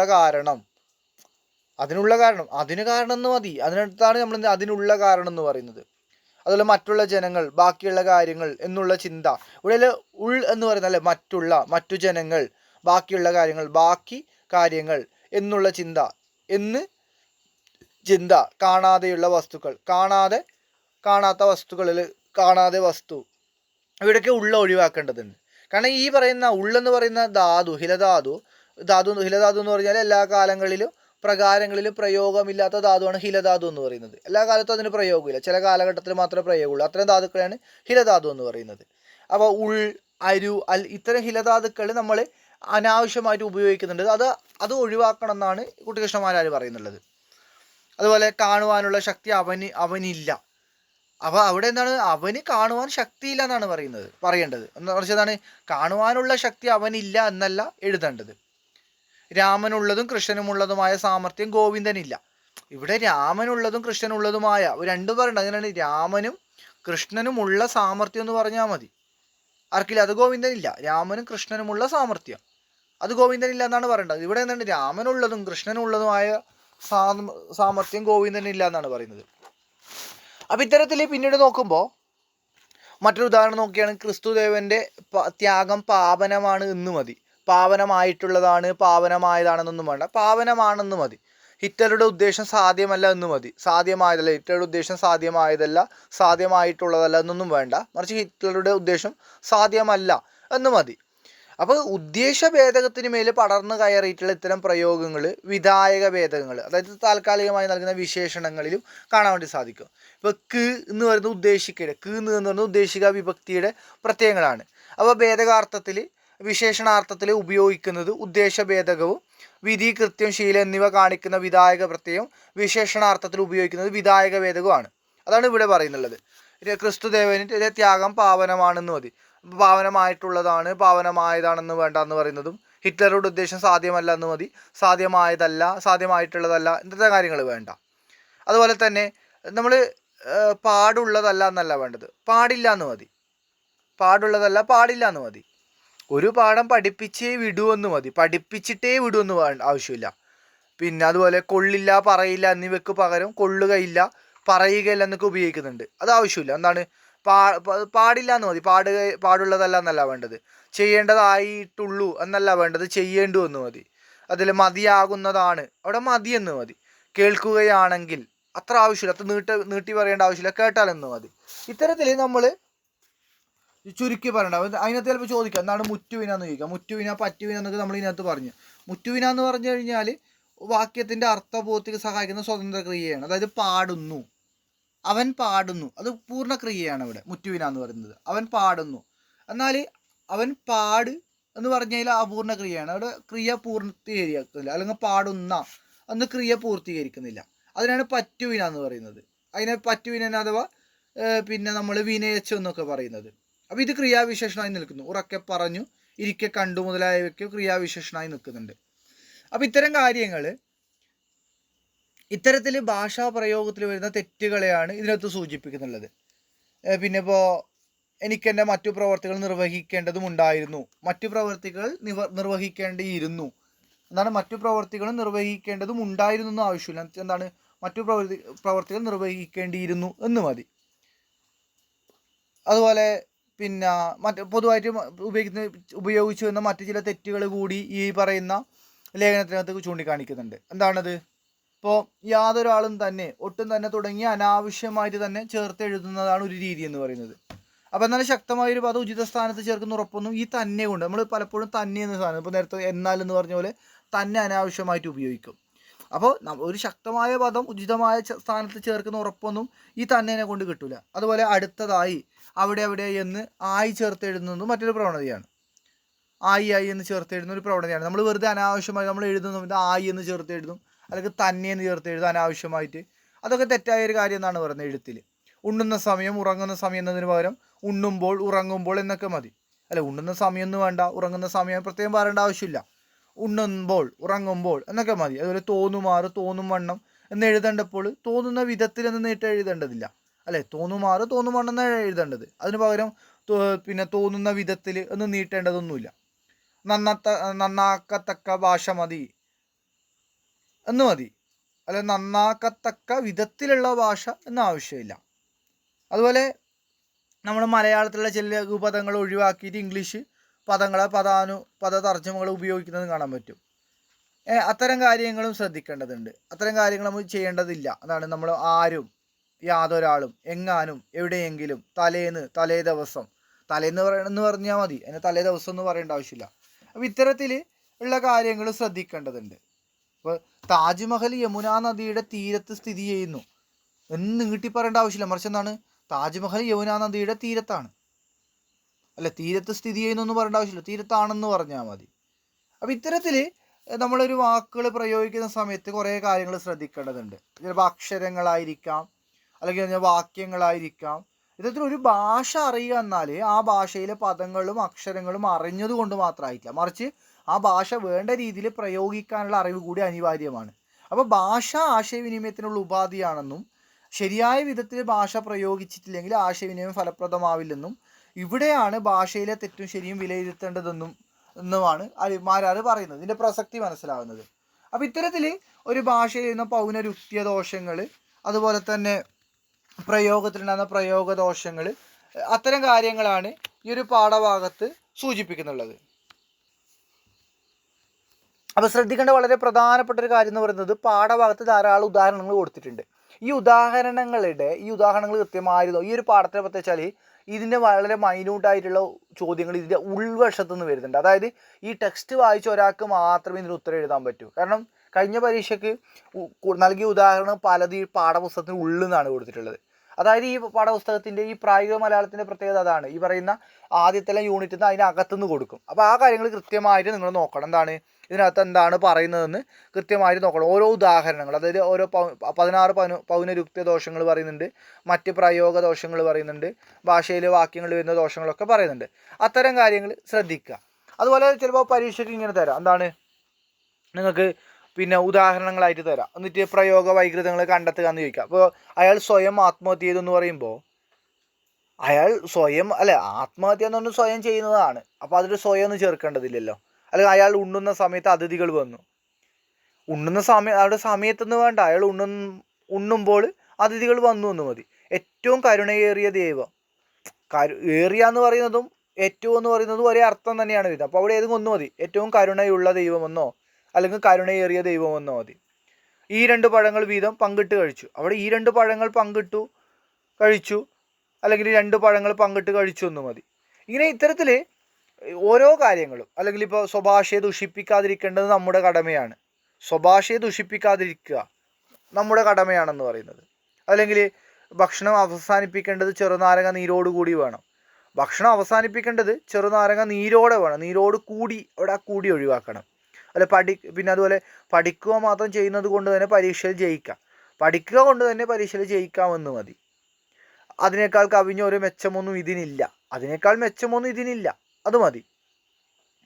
അതുപോലെ തന്നെ വരയ്ക്കുമ്പോൾ കൈ ചുമരിന്മേൽ തൊടുവിപ്പിക്കാതെ വരച്ച ചിത്രം, കൈ ചുമരിന്മേൽ തൊടാതെ വരച്ച ചിത്രം എന്ന് മതി. പിന്നെ അതേപോലെ തന്നെ വായനശാല തുറന്നതോടെ യുവാക്കളുടെ സാഹിത്യാഭിരുചി വളർത്താനായി ഒരു കൈയെഴുത്തു മാസിക അതോടൊപ്പം തുടങ്ങിയിട്ടുണ്ട്. അപ്പോൾ വായനശാല തുറന്നതോടെ യുവാക്കളുടെ സാഹിത്യാഭിരുചി വളർത്തുവാനായി ഒരു കൈയെഴുത്തു മാസികയും അതോടൊപ്പം എന്ന് വേണ്ട തുടങ്ങിയിട്ടുണ്ടെന്ന് മതി. ഇത്തരത്തിൽ ഭാഷയിൽ പിന്നെ പ്രയോഗത്തിൽ വരുന്ന വൈകൃതങ്ങളെ കുറിച്ച് ചിലപ്പോൾ ഉദാഹരണം തോന്നി അതിനെ മാറ്റി എഴുതാൻ വേണ്ടിയിട്ട് പറയാം. അതിനകത്ത് എന്താണ് വൈകൃതം എന്ന രീതിയിലേക്ക് അത് മാറ്റി എഴുതാൻ വേണ്ടിയിട്ട് പറയാം. അതുപോലെ തന്നെ ഇപ്പോൾ ഒരു ചോദ്യം വരുന്നു, ഭാഷയിൽ കണ്ടുവരുന്ന വലിച്ചു നീട്ടൽ പ്രവണതയ്ക്ക് ഉദാഹരണം എഴുതുക എന്ന് ചോദിച്ചു കഴിഞ്ഞാൽ എന്താണെന്ന് നമ്മൾ എഴുതും. ഇപ്പോൾ വലിയതായ എന്ന് വേണം, വലിയ ആന എന്ന് വേണ്ടടുത്ത് വലിയതായ ആന, അല്ലെങ്കിൽ വലുതായ ആന എന്ന് പറയുന്നത്. അതുപോലെ തക്ക കാരണം എന്ന് പറയേണ്ടടുത്ത് തക്കതായ കാരണം എന്നൊക്കെ പറയുന്നത്. ഇതൊക്കെ വലിച്ചു നീട്ടുന്ന കാര്യമാണ്. അപ്പോൾ അത്തരം വലിച്ചു നീട്ടൽ ഒഴിവാക്കുന്ന ചോദ്യങ്ങൾ അതുകൂടി നോക്കണം. ഇത്തരത്തിൽ ഭാഷയിൽ കണ്ടുവരുന്ന പ്രധാന പൗനരുക്തികൾ ഒരെണ്ണം എഴുതുക എന്ന് ചോദിച്ചാൽ നേരത്തെ പറഞ്ഞ പോലെ ഓരോ വീട് തോറും എന്ന് പറയേണ്ടടുത്ത് നമ്മൾ ഓരോ വീട്ടിലെന്ന് പറഞ്ഞാൽ മതി. ഇത്തരത്തിൽ ഈ പാഠഭാഗത്തുനിന്ന് ഇത്തരം ചോദ്യങ്ങൾക്കാണ് കൂടുതൽ സാധ്യത ഉള്ളത്. അത്തരം ചോദ്യങ്ങൾ അതായത് ഈ പാഠഭാഗം നന്നായിട്ട് വായിച്ചു കഴിഞ്ഞാൽ ഈ പറഞ്ഞ ചോദ്യങ്ങൾക്ക് കൃത്യമായി ഉത്തരം എഴുതാൻ വേണ്ടി സാധിക്കും. ഇനി നമുക്ക് അടുത്ത പാഠം നോക്കുകയാണെങ്കിൽ ശൈലിയെ പറ്റി ചില ചിന്തകൾ എന്ന് പറയുന്ന 3-ാമത്തെ യൂണിറ്റാണ്. എസ് ഗുപ്തൻ നായർ. എസ് ഗുപ്തൻ നായർ എന്ന് പറയുന്നത് അദ്ദേഹത്തിൻ്റെ പിന്നെ വളരെ പ്രധാനപ്പെട്ട കുറച്ച് കാര്യങ്ങൾ എന്ന് പറയുന്നത് ഈ പറയുന്ന അദ്ദേഹത്തിൻ്റെ കൃതികളാണ്. അദ്ദേഹം ഈ പറയുന്ന സ്പഷ്ടമായ പ്രതിപാദന ശൈലി കൊണ്ട് എല്ലാവർക്കും ഗ്രഹിക്കാൻ പറ്റുന്ന നിരൂപണങ്ങളായിരുന്നു ഗുപ്തൻ നായരുടെ എന്ന് പറയുന്നത്. അപ്പോൾ കൃത്യമായ മൂല്യബോധവും സൗമ്യമായ ശൈലിയും ഗുപ്തൻ നായരുടെ ഗദ്യത്തിൻ്റെ സവിശേഷതകളാണ്. സാഹിത്യം, ചിത്രകല തുടങ്ങി വിവിധ കലകളുമായിട്ട് സാഹിത്യത്തെ ബന്ധപ്പെടുത്തിക്കൊണ്ടുള്ള ഒരു നിരൂപണ രീതിയാണ് അദ്ദേഹത്തിൻ്റെ എന്നുകൂടി നമുക്ക് കാണാൻ വേണ്ടി സാധിക്കും. അദ്ദേഹത്തിൻ്റെ കൃതിയിൽ ഇസങ്ങൾക്കപ്പുറം, ഗദ്യം പിന്നിട്ട വഴികൾ, സൃഷ്ടിയും സ്രഷ്ടാവും, അസ്ഥിയുടെ പൂക്കൾ, ചങ്ങമ്പുഴ കവിയും മനുഷ്യനും, സമാലോചന, കേരളവും സംഗീതവും, മനസ്സാസ്മരാവി എന്ന അദ്ദേഹത്തിൻ്റെ ആത്മകഥ നിങ്ങൾ ഓർത്തു വെക്കണം. അതുപോലെ തന്നെ ക്രാന്തദർശികൾ എന്ന് പറയുന്ന കൃതി, ഇസങ്ങൾക്കപ്പുറം, ഇതൊക്കെ വളരെ പ്രധാനപ്പെട്ട കൃതികളാണ്. അപ്പോൾ ഗുപ്തൻ നായർ നല്ല ഗദ്യശൈലി എന്താണെന്നും അത് കൈവരിക്കാൻ ചെയ്യേണ്ട ഉപാധികൾ എന്തെന്നാണ് ഈ ലേഖനത്തിൽ വിശദീകരിക്കുന്നുള്ളത്. അപ്പോൾ കഴിഞ്ഞ പ്രാവശ്യം പരീക്ഷയ്ക്ക് ചോദിച്ചൊരു ചോദ്യം, ആൾ തന്നെ ശൈലി എന്ന് അഭിപ്രായപ്പെട്ടതാരെന്ന് കഴിഞ്ഞ പ്രാവശ്യം ഒരു പരീക്ഷയ്ക്ക് ചോദിച്ചിരുന്നു. ആരാണ് ആൾ തന്നെ ശൈലി എന്ന് അഭിപ്രായപ്പെട്ടത്? ബഫൺ എന്നാണ്. ബഫൺ എന്ന് പറയുന്ന ആൾ തന്നെ ശൈലി എന്ന് പറഞ്ഞത്. കാരണം പല ശൈലി എങ്ങനെ ഉണ്ടാക്കുന്നു എന്ന ചോദ്യത്തിന് സമാധാനം പറയാൻ വേണ്ടിയിട്ടാണ് അദ്ദേഹം അത് പറയുന്നതാണ്. ഓരോ വ്യക്തികൾക്കും വ്യക്തിഗതമായ ശൈലികളുണ്ട്. അപ്പോൾ അത്തരത്തിൽ ശൈലിയെ കുറിച്ചിട്ടുള്ള കാര്യങ്ങളാണ് ഇതിനകത്ത് പറഞ്ഞത്. അപ്പോൾ ഇതിനകത്ത് ചോദിക്കാൻ സാധാരണ മറ്റു ചോദ്യം, ഇപ്പോൾ ഒരു പദ്യം രചിക്കുമ്പോഴും ഗദ്യം രചിക്കുമ്പോഴും വ്യത്യാസമുണ്ട്. കാരണം പദ്യത്തിൻ്റെ പദഗണനയ്ക്ക് ഗദ്യത്തെക്കാൾ കൂടുതൽ ഇഴയ അടുപ്പം ഒരു താളപ്പറ്റുണ്ടാവും. ഗദ്യത്തിൻ്റെ 15-നെ കുറിച്ചൊരു അടുപ്പം കുറവായിരിക്കും. അപ്പോൾ കവിത എന്ന് പറയുന്ന ഒരു അന്തരംഗ സാധനയുടെ ഫലമായിട്ട്, ഉള്ളിലുണ്ടാവുന്ന ഒരു സാധനയുടെ ഫലമായിട്ട് ഉണ്ടാകുന്ന ഒരു നിസർഗമായ പ്രവാഹമാണ്. ഗദ്യം എന്ന് പറയുന്നത് നമ്മൾ അടിത്തോറും ആലോചിച്ചിരുന്നു അല്ലേ. ഗദ്യം ചിലപ്പോൾ 1 മാസമോ 2 മാസമോ 1 വർഷമോ എടുത്ത് എഴുതുന്നതായിരിക്കും. പദ്യം ആണെങ്കിൽ നമ്മൾ പെട്ടെന്ന് എഴുതി കഴിയും. കാരണം എന്താണ്, ഇത് നമ്മുടെ ഉള്ളിലുണ്ടാകുന്ന കാര്യത്തിന് ആ സമയത്ത് തന്നെ പകർത്തി വെക്കുന്നതിനാണ് പദ്യം എന്ന് പറയുന്നത്. ഗദ്യം അങ്ങനെയല്ല. ഗദ്യം നമ്മൾ എന്തൊക്കെ മാറ്റം വരുത്തി കൊണ്ടുപോകുന്നതാണ്. ഇപ്പം പണ്ട് നമ്മുടെ ഭാരതീയ സാഹിത്യ സിദ്ധാന്തങ്ങളുള്ള സമയത്ത് സംസ്കൃതത്തിൽ വൈദർഭി, പാഞ്ചാലി, ഗൗഡി എന്നിങ്ങനെ ദേശനാമ സംഘടിതമായ പേരുകളിൽ ആളുകൾ ശൈലി ഉപയോഗിച്ചിട്ടുണ്ട്. ശൈലി എന്ന് പറയുന്നത് രീതിയാണ്. നമ്മളെ ശൈലി എന്ന് പറയുന്നതിൻ്റെ മറ്റൊരു രൂപമാണ് രീതി എന്ന് പറയുന്നത്. അപ്പോൾ ആ രീതിക്ക് വൈദർഭി എന്നും പാഞ്ചാലി എന്നും ഗൗഡി എന്നും തിരിച്ചിട്ടുണ്ട്. അപ്പോൾ അതിന് സമർഗ ഗുണം എന്ന് പറഞ്ഞാണ് വൈദർഭി, പിന്നെ 2 ഗുണങ്ങൾ നിറഞ്ഞാണ് പാഞ്ചാലി, 2 ഗുണങ്ങൾ നിറഞ്ഞാണ് ഗൗഡി എന്ന് പറയുന്നത്. അപ്പോൾ ഈ പദങ്ങൾക്ക് മലയാളത്തിൽ പ്രസക്തിയില്ലെന്ന് പറയുന്ന AR കർക്കശം, കോമളം, സരസം, ശുഷ്കം, ശാലീനം, ദീപ്രം എന്നിങ്ങനെ ചില പേരുകൾ നൽകുന്നുണ്ട്. അത് ഓർത്തു വെക്കുക. അപ്പോൾ അതിൽ 13 പറയുന്നുണ്ട്. 13 കൂട്ടുകയോ കുറയ്ക്കുകയോ ചെയ്യാമെന്ന് അദ്ദേഹം പറഞ്ഞിട്ടുണ്ട്. അതിൽ AR 13 പേരുകളാണ് പറയുന്നത്. അതിൽ കുറച്ച് പേരുകൾ ഓർത്തു വെക്കുക: കർക്കശം, കോമളം, സരസം, ശുഷ്കം, ശാലീനം, ദീപ്രം തുടങ്ങിയവ. അപ്പോൾ ഈ പേരുകൾ നമുക്ക് കൂട്ടുകയോ കുറയ്ക്കുകയോ ചെയ്യാം എന്ന് പറയുന്നുണ്ട് അദ്ദേഹം. അപ്പോൾ അതിനർത്ഥം എന്താണ്? ഈ പറയുന്നതിൽ ആ പേരുകൾക്ക് വലിയ പ്രസക്തിയില്ല, വലിയ കാര്യമില്ലെന്നാണ് പറയുന്നത്. അപ്പോൾ ഇംഗ്ലീഷിൽ സ്റ്റൈൽ എന്നൊരു പദമുണ്ട്. ഇംഗ്ലീഷിൽ സ്റ്റൈൽ എന്ന് പറയുന്ന പദം സാഹിത്യേതരമായ മണ്ഡലങ്ങളിൽ നമ്മൾ ധാരാളം ഉപയോഗിക്കുന്നുണ്ട് അല്ലേ. സ്റ്റൈൽ എന്ന് പറയുമ്പോൾ ഡ്രസ്സിൻ്റെ സ്റ്റൈലാവാം, ഹെയർ സ്റ്റൈലാവാം, മറ്റ് സാഹിത്യ ഇതരമായിട്ടുള്ള മണ്ഡലങ്ങൾ നമ്മൾ ധാരാളം ഉപയോഗിക്കുന്നുണ്ട്. എന്നാൽ ശൈലി എന്ന മലയാള പദം ഇത്ര വ്യാപകമായിട്ട് ഉപയോഗിക്കുന്നില്ല. ശൈലി എന്ന് പറയുന്ന മലയാള പദം സ്റ്റൈൽ എന്ന് പറയുന്ന ഇംഗ്ലീഷ് പദത്തെ പോലെ വ്യാപകമായിട്ട് ഉപയോഗിക്കുന്നില്ലെന്ന് കാണാൻ പറ്റും. അപ്പോൾ എന്താണ് ശൈലി എന്ന് ചോദിച്ചാൽ ഒറ്റ വാക്കിൽ ഓരോ എഴുത്തുകാരൻ്റെയും സവിശേഷമായ ഭാഷാപ്രയോഗ രീതിയാണ് ശൈലി എന്ന് പറയുന്നത്. എന്താണ്? ഓരോ എഴുത്തുകാരൻ്റെയും സവിശേഷമായിട്ടുള്ള ഭാഷാപ്രയോഗ രീതിയാണ് ശൈലി എന്ന് പറയുന്നത്. അല്ലേ, ഇതിപ്പോൾ ഈ വൈലോപ്പിള്ളി സംസാരിക്കുന്നത് പോലെയല്ല പിന്നെ ബഷീർ സംസാരിക്കുന്നത്, ബഷീറിനെ പോലെയല്ല തകഴിയെ പോലെയല്ല കാരൂറിനെ പോലെയല്ല എന്താ പറയുക എസ് കെ പൊറ്റക്കാടിനെ പോലെയല്ല MT. അങ്ങനെ ഓരോരുത്തർക്കും വ്യത്യസ്തമായ ശൈലിയുണ്ട്. ഇപ്പോൾ കാരശ്ശേരി മാഷും അല്ലെങ്കിൽ ഈ പറയുന്ന കൽപ്പറ്റ നാരായണ മാഷും സംസാരിക്കുന്ന വ്യത്യസ്തമായ ശൈലികളിലാണ് അല്ലേ. അപ്പോൾ ഓരോരുത്തർക്കും വ്യത്യസ്തമായ ഭാഷാപ്രയോഗ രീതിയുണ്ട്. അതിനാണ് ശൈലികളെന്ന് പറയുന്നത്. അപ്പോൾ ചിലർ പറയുന്നത്, ചില ശാബ്ദികന്മാരന്മാർ അല്ലെങ്കിൽ ഈ പറഞ്ഞ പോലെ ശബ്ദത്തെക്കുറിച്ച് പഠിക്കുന്നവർ പറയുന്ന കാര്യങ്ങൾ വാക്കുകൾ നാണയങ്ങളെ പോലെ എന്നാണ് പറയുന്നത്. എന്താണ്? ചില നാണയങ്ങൾ നമ്മൾ ചെറിയ നാണയങ്ങൾ ചിലപ്പോൾ ഉപയോഗിക്കും, കുറേ നാൾ ഉപയോഗിച്ച് നന്നായിട്ട് ഉപയോഗിക്കും. ചിലത് നമ്മൾ കുറേ നാൾ ഉപയോഗിക്കാതെ അഴുക്ക് പിടിച്ചിട്ടുണ്ടാവും. ചില നാണയങ്ങൾ നമ്മൾ നിത്യം ഉപയോഗിക്കുന്നു, ചിലത് ഇടയ്ക്കിടയ്ക്ക് മാത്രം ഉപയോഗിക്കുന്നു. അപ്പോൾ ഇത്തരത്തിൽ നാണയങ്ങൾ പോലെയാണ് ചില വാക്കുകൾ നമ്മൾ നിത്യജീവിതത്തിൽ ഉപയോഗിക്കുന്ന ചില വാക്കുകളുണ്ടാവും. ഇപ്പോൾ നമ്മൾ തൊഴിൽപരമായ വാക്കുകൾ, വീടുമായിട്ട് ബന്ധപ്പെട്ട വാക്കുകളൊക്കെ നിത്യജീവിതത്തിൽ ഉപയോഗിക്കുന്നതായിരിക്കും. ചില വാക്കുകൾ നമ്മൾ ഏതെങ്കിലും ഒരു കാലഘട്ടത്തിൽ എപ്പോഴെങ്കിലും മാത്രം ഉപയോഗിക്കുന്ന വാക്കുകൾ ഉണ്ടാവാം. അപ്പോൾ ഇത്തരത്തിൽ എല്ലാ എഴുത്തുകാരും ഒരേ പദങ്ങളാണ് ഉപയോഗിക്കുന്നതെങ്കിലും ആ പദങ്ങളുടെ സംവിധാന ഭംഗിയിൽ ഓരോ ആളും ജനിപ്പിക്കുന്ന പ്രതീതി വിഭിന്നമാണ്. നമ്മളെല്ലാം ഒരേ തരം വാക്കുകളാണ് ഉപയോഗിക്കുന്നത്, അതേ വാക്കുകളാണ് കവികൾ ഉപയോഗിക്കുന്നത്. പക്ഷെ അത് എങ്ങനെയാണ് അതിനെ പ്രസൻറ്റ് ചെയ്യുന്നത്, അല്ലെങ്കിൽ അതിനെ എങ്ങനെയാണ് ഒരു സ്ട്രക്ചറിലേക്ക് കൊണ്ടുവരുന്നത്, അതിന് വ്യത്യാസമുണ്ട്. അപ്പോൾ അത് ഓരോ ആളും പിന്നെ അങ്ങനെ ചെയ്യുന്ന സമയത്ത് ഓരോ ആളും എഴുത്തുകാരനും ഓരോ ശൈലിയാണുള്ളത്. അപ്പോൾ അത് പിന്നെ ഈ പറയുന്ന ഒരു ബഹുസ്വര സമൂഹത്തിൻ്റെ പിന്നെ പ്രത്യേകത ആയിട്ടാണ് അദ്ദേഹം കാണുന്നുള്ളത്, അല്ലെങ്കിൽ ഈ പറയുന്ന ലേഖകൻ അത് കാണുന്നുള്ളത്. അപ്പോൾ ഈ ഒരു ഭാഷാശൈലി, അതായത് ഈ പറയുന്ന ഒരേ പദം തന്നെ, ഓരോ എഴുത്തുകാർക്ക് ലഭിക്കുന്ന ഒരേ പദം തന്നെ വ്യത്യസ്തമായ രീതിയിൽ പിന്നെ പ്രകാശിപ്പിക്കുന്ന ഇതിനെയാണ് ഇതും ഒരു ഭാഷാശൈലി പോലെ ഒരു വ്യക്തിയുടെ വ്യക്തിത്വത്തിൻ്റെ പ്രകാശനമായിട്ടാണ് പറയുന്നത്. അല്ലേ, മുടന്തനായിട്ടുള്ള ഒരാളെ വർണ്ണിക്കുന്ന സമയത്ത് അയാളുടെ കാലിന് അല്പം മുടന്നുണ്ടെന്ന് പറയുന്നത് ഒരു വസ്തു സ്ഥിതിഗതനാണ്, നേരിട്ട് അതിൻ്റെ അർത്ഥം പറയല്ലേ, ഒരാൾ വലത് കാലിന് കുറച്ച് മുടന്നുണ്ടെന്ന് പറയുന്നത്. എന്നാൽ വലത് കാലിന് ഇടതേ കാലിനേക്കാൾ നീളം കൂടുതലാണെന്ന് പറഞ്ഞാൽ അതെന്തായി പറഞ്ഞതിനെ കളിയാക്കലായി, അല്ലേ, എന്ന് പറഞ്ഞാൽ കളിയാക്കലായി. ഇപ്പോൾ ആ ശ്രീമതി മുറിയിലേക്ക് നുഴഞ്ഞു കയറി എന്ന് ഒരാളെ പറ്റി പറഞ്ഞാൽ അത് അവരുടെ ശരീരത്തിൻ്റെയും നടത്തത്തിൻ്റെയും സാഹസികത ധ്വനിപ്പിക്കുന്നൊരു വാക്യമാണ്.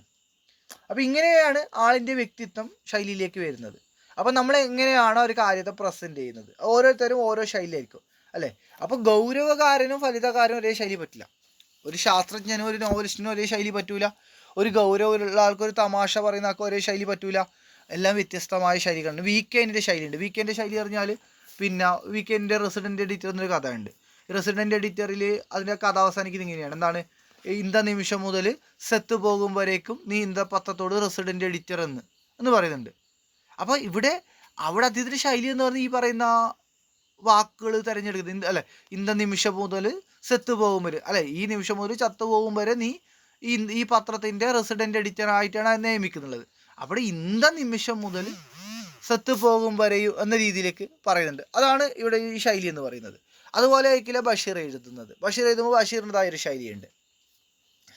ഇപ്പോൾ കേരളവർമ്മ വലിയ കോയിത്തമ്പുരാൻ്റെ അക്ബർ എന്ന നോവലുണ്ട്. ഈ വലിയ കോയിത്തമ്പുരാൻ അക്ബർ എന്ന നോവലുള്ള അതേ ശൈലിയല്ല അദ്ദേഹത്തിൻ്റെ തന്നെ വിജ്ഞാന മഞ്ചേരിയിലുള്ളത്.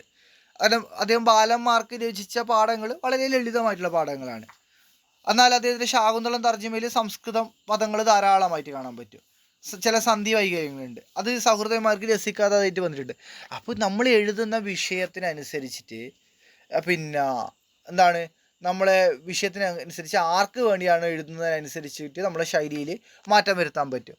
അപ്പോൾ അദ്ദേഹം തന്നെയാണ് പറഞ്ഞിട്ടുള്ളത്, സംസ്കൃത പദ പ്രാചുര്യം ഭാഷാ കവിതയ്ക്ക് ഒരു ഭൂഷണമാണ് തനിക്ക് തോന്നിയിട്ടില്ലെന്നും ശാകുന്തളം പരിഭാഷയിൽ പുല്ലിനെ മാൻ തുപ്പുന്നു, മാനോടൊപ്പം വളർന്നു തുടങ്ങിയ പദ്യങ്ങൾ ഇതിൻ്റെ ദൃഷ്ടാന്തമാണെന്നും കേരളവർമ്മ വലിയ കോയിത്തമ്പുരാൻ പറയുന്നുണ്ട്. അപ്പോൾ അതിനകത്ത് പിന്നെ ഗുപ്തനായർ ഒരു ചോദ്യം വന്നത്, കഴിഞ്ഞ വർഷം 5 മാർക്ക് 2 മാർക്ക് വന്നത്, സംസ്കൃത പ്രവണമായ ഗദ്യപദ്യങ്ങൾ രചിക്കാൻ കേരളവർമ്മയെ പ്രചോദിപ്പിച്ചതിനെ കുറിച്ചുള്ള എസ് ഗുപ്തനായരുടെ കണ്ടെത്തലിനെ കുറിച്ച് ചോദിക്കുന്നുണ്ട്. അപ്പോൾ ഗദ്യമാലികയുടെ, അതായത് അപ്പൻ തമ്പുരാൻ്റെ ഗദ്യമാലിക ഉണ്ട്. അപ്പൻ തമ്പുരാൻ്റെ ഗദ്യമാലികയുടെ അവതാരികയിൽ പിന്നെ കേരളവർമ്മക്ക് സംസ്കൃതത്തിനോട് വലിയ താല്പര്യം വലിയ കമ്പം ഉണ്ടായിരുന്നില്ല എന്നതിന് തെളിവ് നൽകുന്നുണ്ട്. കാരണം അതിനകത്ത് CP അച്യുതമേനോൻ്റെയും ചന്തുമേനോൻ്റെയും ഗദ്യരീതിയെ അദ്ദേഹം അങ്ങേയറ്റം പ്രശംസിച്ചിട്ടുണ്ടായിരുന്നു. അപ്പോൾ ഇദ്ദേഹത്തിൻ്റെ പ്രത്യേകത, അതായത് കേരളവർമ്മയുടെ പ്രത്യേകത, അദ്ദേഹം ഗദ്യത്തെ, ആദ്യകാലത്തുള്ള ഗദ്യത്തിൻ്റെ വളർച്ചയ്ക്ക് വേണ്ടിയിട്ട് അതിനെ വളരെയധികം പോഷിപ്പിക്കുന്ന രീതിയിലേക്കുള്ള വിമർശനങ്ങൾ നൽകിയ ഒരാളായിരുന്നു. പോഷക വിമർശനത്തിൻ്റെ വക്താവായിരുന്നു അദ്ദേഹം, നമുക്ക് കാണാൻ വേണ്ടി പറ്റും. അപ്പോൾ ഈ ചോദ്യത്തിന് ഉത്തരം നോക്കിക്കഴിഞ്ഞാൽ അദ്ദേഹം ഈ പറയുന്ന എന്താണ്, സംസ്കൃത പ്രവണമായ ഗദ്യപദ്യങ്ങൾ രചിക്കാൻ കേരളവർമ്മക്ക് കാരണമായിട്ടുള്ളത് കേരളവർമ്മയുടെ രാജകീയമായ സാഹചര്യം. അദ്ദേഹം രാജകുടുംബത്തിലാണ് ജനിച്ചത്. അതുപോലെ 19-ാം നൂറ്റാണ്ടിൽ അദ്ദേഹത്തിന് ലഭിച്ച വിദ്യാഭ്യാസം, രചനാ പരിശീലനവുമാണ് അദ്ദേഹത്തെ കൊണ്ട് സംസ്കൃത പ്രവണമായിട്ടുള്ള ഗദ്യപദ്യങ്ങൾ രചിപ്പിക്കുന്നത് കാണാൻ പറ്റും. ഇത് കഴിഞ്ഞ പ്രാവശ്യം ചോദ്യമാണ്. അപ്പോൾ അതുപോലെ കേരളവർമ്മക്ക് ശേഷം CV രാമൻപിള്ള, അല്ലേ, മലയാളത്തിൽ പ്രധാനപ്പെട്ട ചരിത്ര നോവലായിട്ടുള്ള ധർമ്മരാജ, മാർത്താണ്ഡവർമ്മ, പിന്നെ രാമരാജ ബഹദൂർ എഴുതിയ CV രാമൻപിള്ള, അതുപോലെ തന്നെ PK നാരായണപിള്ള, ഉള്ളൂർ എന്നിവരാണ്. ഉള്ളൂരിൻ്റെ കൃതികളൊക്കെ, ഉള്ളൂരിനെ ഉജ്ജ്വല ശബ്ദാടീൻ എന്നൊക്കെ വിശേഷിപ്പിക്കുന്ന ഉള്ളൂർ, ഇവരുടെ കൃതികളിലാണ് കൂടുതൽ സംസ്കൃത പദങ്ങൾ ഉപയോഗിച്ചിട്ടുള്ളത്. എങ്കിലും അവരുടെ ഗദ്യശൈലിക്ക് ഓരോ ഭംഗിയുണ്ടായിരുന്നു. വഞ്ചിക്കുന്നതിൽ കുഞ്ചരപ്രായന്മാർ എന്ന PK-യുടെ രസിക പ്രയോഗം ഇവിടെ ഉദാഹരണമായിട്ട് നമുക്ക് എടുക്കാൻ വേണ്ടി പറ്റും. അപ്പോൾ ഇത്തരത്തിൽ നമ്മൾ സംസ്കൃതം പ്രയോഗിക്കുന്നുണ്ടെങ്കിൽ ചെവിക്ക് എന്താണ്, മലയാളത്തിൽ എഴുതുന്ന സമയത്ത് സംസ്കൃതം പ്രയോഗിക്കുന്നുണ്ടെങ്കിലും നമ്മുടെ ചെവിക്ക് എന്താണ് പിന്നെ ഒരു ബുദ്ധിമുട്ടുണ്ടാകുന്ന രീതിയിലേക്ക് പ്രയോഗിക്കാതിരുന്നാൽ മതി എന്നാണ് പറയുന്നത്. അല്ലെ, ലാളിത്യമോ സാരസ്യമോ നല്ലതെന്ന് ചോദിച്ചാൽ സാരസ്യം എന്നാണ് ഉത്തരം. ശുഷ്ക ഗദ്യം എന്ന് പറയുന്നത് ശുഷ്ക പദ്യത്തെക്കാൾ ദുസ്സഹമാണ്. അല്ലേ, ശുഷ്ക ഗദ്യം എന്ന് പറയുന്നത് ശുഷ്കമായ പദ്യത്തെക്കാൾ ദുസ്സഹമാണ്.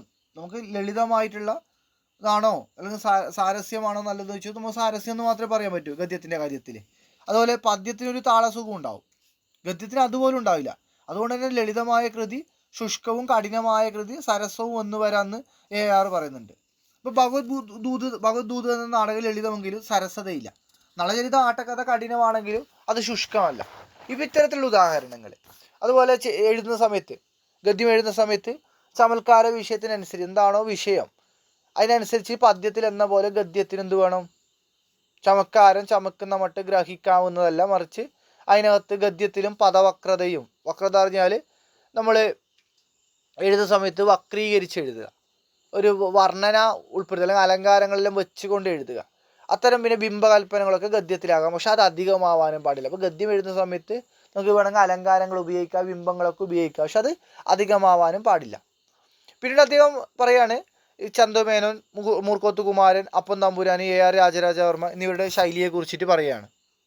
അപ്പോൾ അവരുടെ ഗദ്യശൈലി എന്ന് പറയുന്നത് ലാളിത്യവും ചമത്കാരവും ഒന്നിച്ചു കൊണ്ടുപോകുന്നതിന് തെളിവായിട്ടാണ് പറയുന്നത്.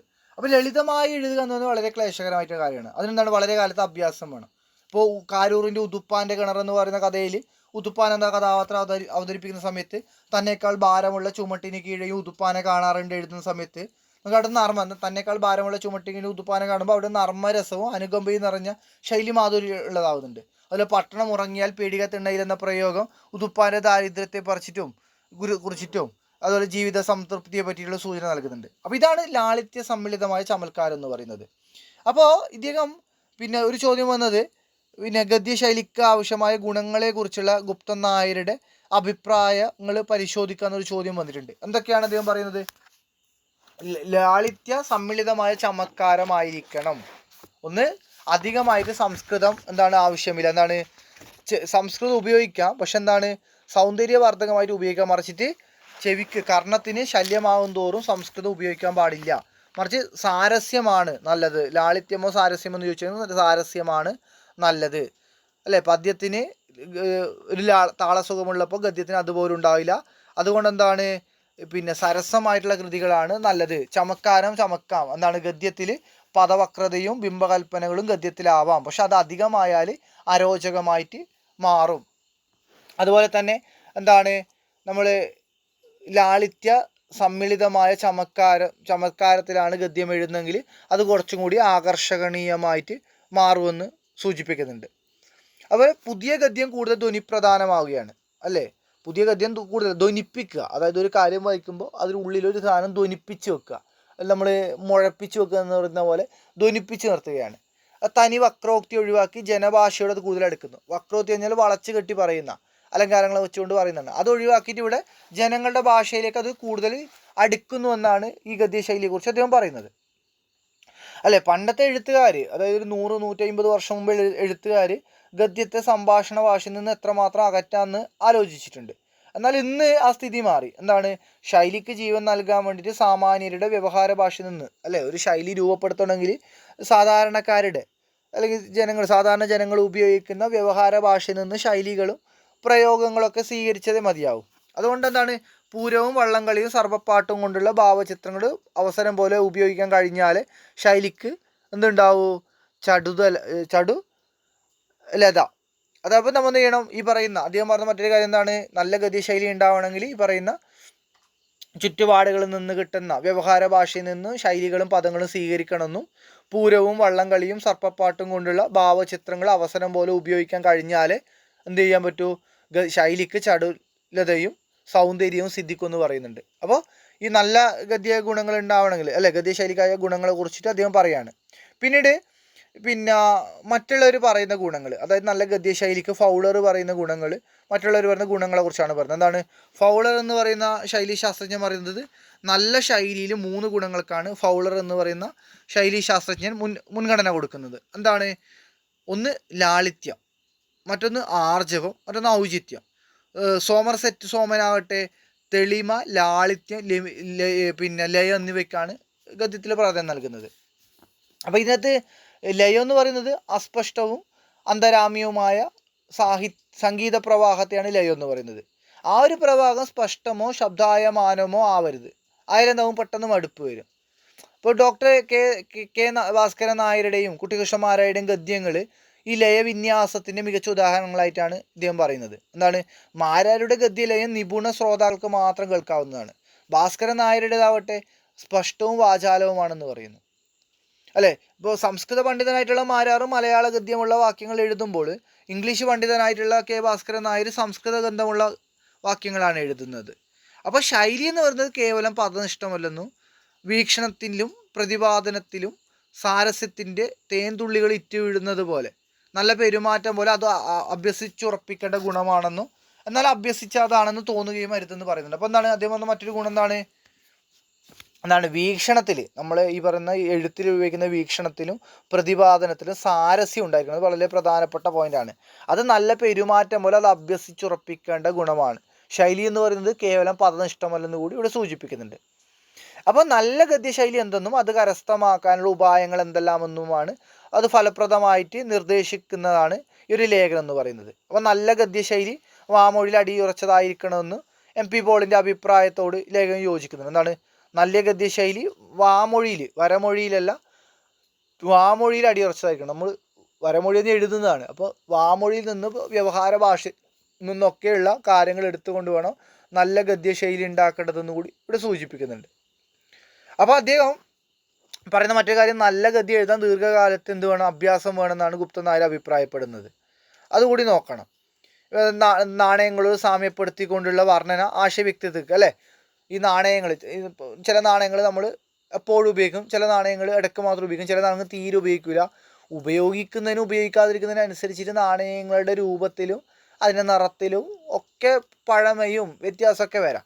അപ്പോൾ അതേപോലെ തന്നെ വാക്കുകൾ, ചില വാക്കുകൾ നമ്മൾ നിത്യ ജീവിതത്തിൽ ഉപയോഗിക്കുന്നുണ്ടാവും, ചിലത് എപ്പോഴും ആയിരിക്കും ഉപയോഗിക്കുന്നത്, ചിലത് ഉപയോഗിക്കുന്നേ ഉണ്ടാവില്ല, എടുത്തു വെച്ചിട്ടുണ്ടാവും, ചിലത് നിത്യം ഉപയോഗിക്കുമ്പോൾ ചില ചളി വരുമായിരിക്കും, ചിലത് അല്ലേ ഉപയോഗിക്കാതെ വെച്ച് ചിലപ്പോൾ അതിൻ്റെ കളർ പോയിട്ടുണ്ടാവാം. ഇത്തരം കാര്യങ്ങൾ വാക്കിൻ്റെ കാര്യത്തിലും കാണാൻ വേണ്ടി സാധിക്കും. ഇതിനകത്ത് കുട്ടികൃഷ്ണമാരാരുടെയും ഒക്കെ കാരൂരിൻ്റെ ഒക്കെ ശൈലികൾ അദ്ദേഹം പ്രത്യേകം എടുത്തു കാണിക്കുന്നുണ്ട്. അപ്പോൾ ഇത്തരത്തിൽ നല്ല ഗദ്യം എഴുതാൻ വേണ്ടി എന്തൊക്കെ കാര്യങ്ങൾ ശ്രദ്ധിക്കണമെന്നും എന്താണ് ശൈലി എന്നും ഈ പറയുന്ന കാര്യങ്ങളൊക്കെ ഇതിനകത്ത് സൂചിപ്പിക്കുന്നുണ്ട്.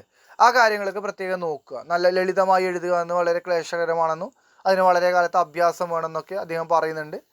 അതുപോലെ ജനഭാഷയോട് ശൈലിക്ക് ജീവൻ നൽകാൻ സാമാന്യ മനുഷ്യരുടെ വ്യവഹാര ഭാഷയിൽ നിന്ന് ശൈലികളും പദങ്ങളും സ്വീകരിക്കണം എന്ന് പറയുന്നു. അതുപോലെ ഫൗളർ എന്ന് പറയുന്ന ശൈലി ശാസ്ത്രജ്ഞൻ ലാളിത്യം, ആർജവം, ഔചിത്യം എന്നീ 3 ഗുണങ്ങൾക്കാണ് നല്ല ശൈലി പ്രാധാന്യം നൽകുന്നുള്ളത്. അപ്പോൾ നല്ല പെരുമാറ്റം പോലെ നല്ല ശൈലി അഭ്യസിച്ചുറപ്പിക്കേണ്ട ഗുണമാണെന്നും എന്നാൽ അത് കാണുന്നത് വായിക്കുന്നവർക്ക് അത് അഭ്യസിച്ചുറപ്പിച്ചതാണെന്ന് തോന്നുകയരുത്. എന്താണ്? അത് അയാളുടെ ഉള്ളിൽ തന്നെ ഉണ്ടാവണമെന്നാണ് പറയുന്നത്. അപ്പോൾ എന്താണ് ശൈലി എന്ന് ചോദിച്ചു കഴിഞ്ഞാൽ ഓരോ എഴുത്തുകാരൻ്റെയും സവിശേഷമായ ഭാഷാപ്രയോഗ രീതിയാണ് ശൈലി എന്ന് പറയുന്നത്. സംസ്കൃതത്തിൽ ശൈലിക്ക് പറയുന്ന മറ്റൊരു പേരാണ് രീതി. കേട്ടാ, രീതി എന്ന് പറയും, മാർഗം എന്ന് പറയാറുണ്ട് അതിനെ.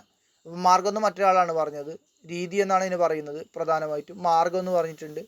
അതുപോലെ വൃത്തി എന്ന് പറഞ്ഞത് ഭരതമുനിയാണ് വൃത്തി എന്ന് പറഞ്ഞിട്ടുണ്ടായത്. ഇതേ രീതിക്ക് തന്നെയാണ്, ഇതേ ശൈലിക്ക് തന്നെയാണ്. എന്നാൽ അതിനും ഈ പറഞ്ഞ ചെറിയ ചെറിയ വ്യത്യാസങ്ങളൊന്നുണ്ട്. ശൈലിയെ ബഫൺ നിർവചിക്കുന്നത് എങ്ങനെയാണ്? ആൾ തന്നെ ശൈലി എന്നാണ് ബഫൺ നിർവചിക്കുന്നത്. അതുപോലെ പുതിയ ഗദ്യം കൂടുതൽ ധ്വനിപ്രധാനമാകുന്നത് എങ്ങനെയെന്ന് ചോദിച്ചു കഴിഞ്ഞാൽ വക്രോക്തി ഒഴിവാക്കി ജനഭാഷയുടെ അടുക്കുമ്പോഴാണ്.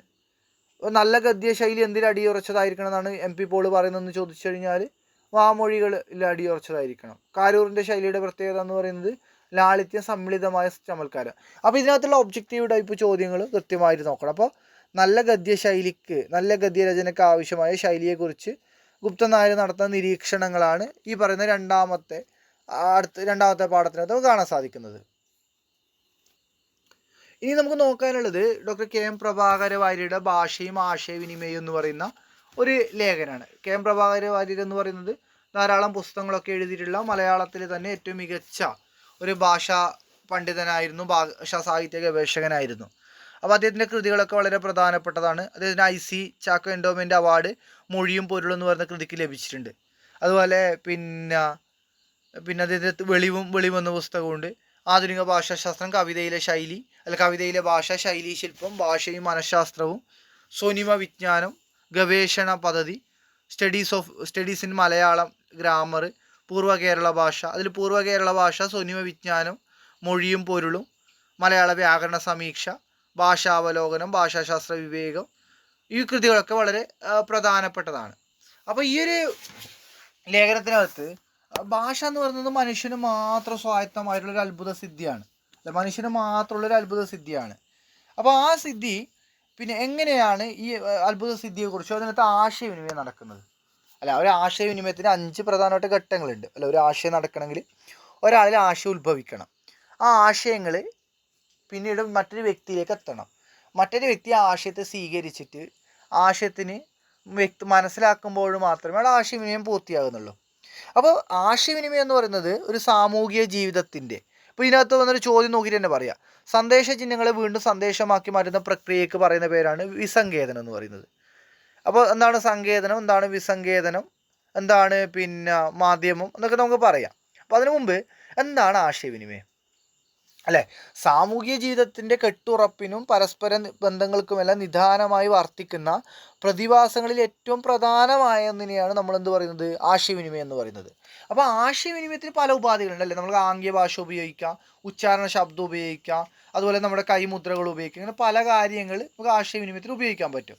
അപ്പോൾ ആശയവിനിമയത്തിന് ഉപയോഗിക്കുന്ന പല ഉപാധികളിൽ ഒന്ന് മാത്രമാണ് ഭാഷ എന്ന് പറയുന്നത്.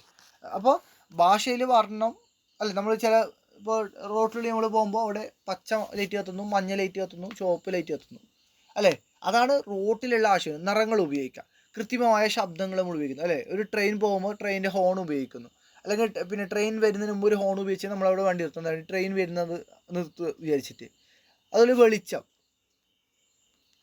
വെളിച്ചവും നമുക്ക് എന്താണ് ആശയവിനിമയത്തിലൂടെ ഉപയോഗിക്കാറുണ്ട്, പലതരം വെളിച്ചങ്ങൾ. അപ്പോൾ ഇത്തരത്തിൽ ആശയവിനിമയത്തിന് പലതരം ഉപാധികൾ ഉപയോഗിക്കുന്നുണ്ടെങ്കിലും മനുഷ്യേതര ജീവികളിലും ഈ പറയുന്ന അസമ്പുഷ്ടവും അവികസിതവുമായ ആശയവിനിമയ പ്രക്രിയ നടക്കാറുണ്ട്.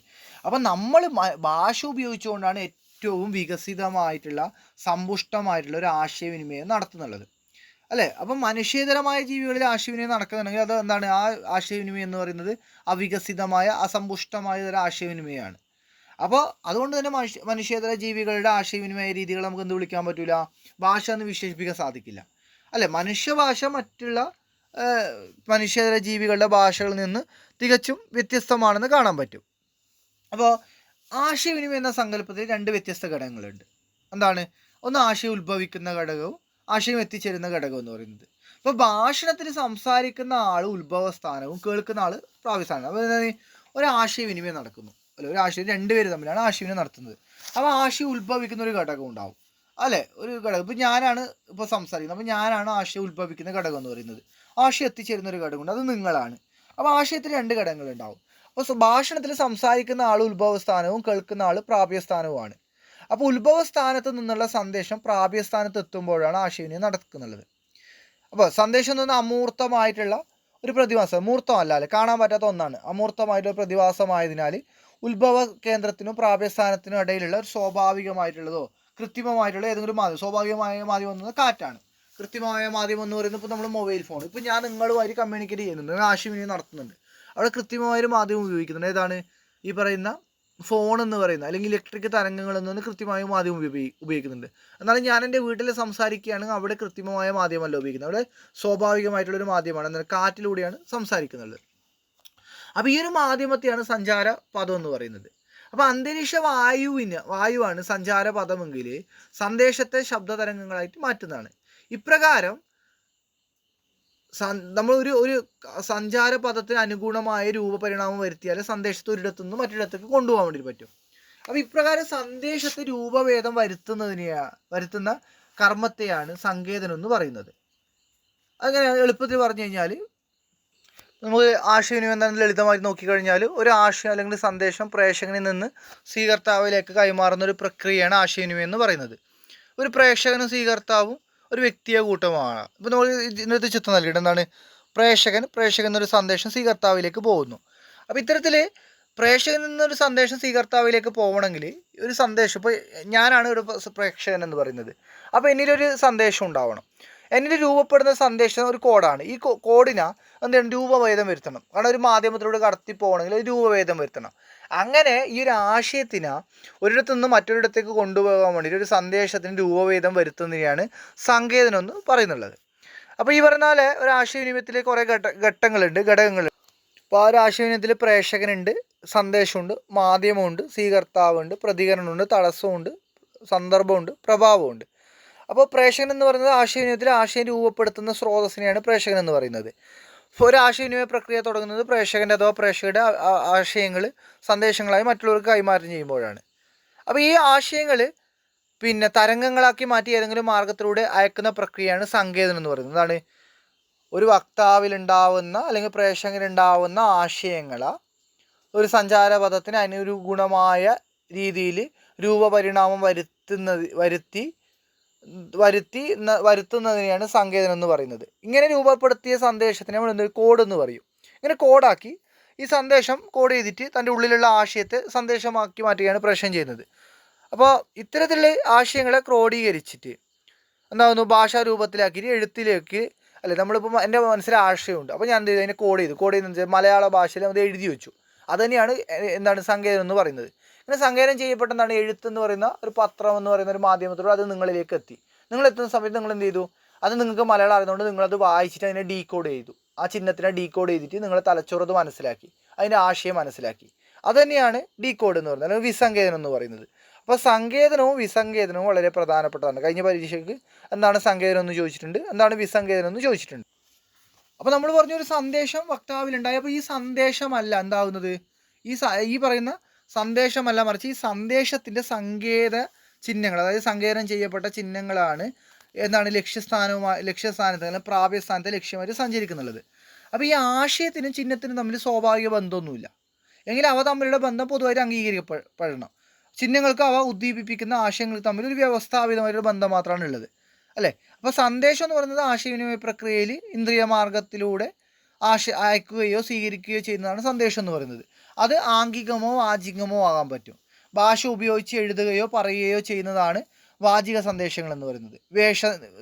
വിധാനം, നിൽപ്പ്, ശരീരഭാവം, ശബ്ദത്തിൻ്റെ വ്യതിയാനങ്ങൾ, നിറാകൽ എന്നിവ ആംഗികമായ സന്ദേശങ്ങളാണ്. അപ്പോൾ നമ്മൾ ഒരു മാധ്യമമാണ്, അല്ലേ? ആശയങ്ങൾ സഞ്ചരിക്കാൻ ഒരു മാധ്യമമാണ്. പ്രേക്ഷകനിൽ നിന്ന് സ്വീകർത്താവിലേക്ക് സന്ദേശം വഹിക്കുന്ന മാധ്യമമാണ്. നമ്മളൊരു സാധനം എൻകോഡ് ചെയ്യുന്നത്, അതായത് വിസങ്കേതനം ചെയ്യുന്നതെന്ന് വെച്ചാൽ ഒരു മാധ്യമത്തിലൂടെ സഞ്ചരിക്കാൻ പാകത്തിനാണ്.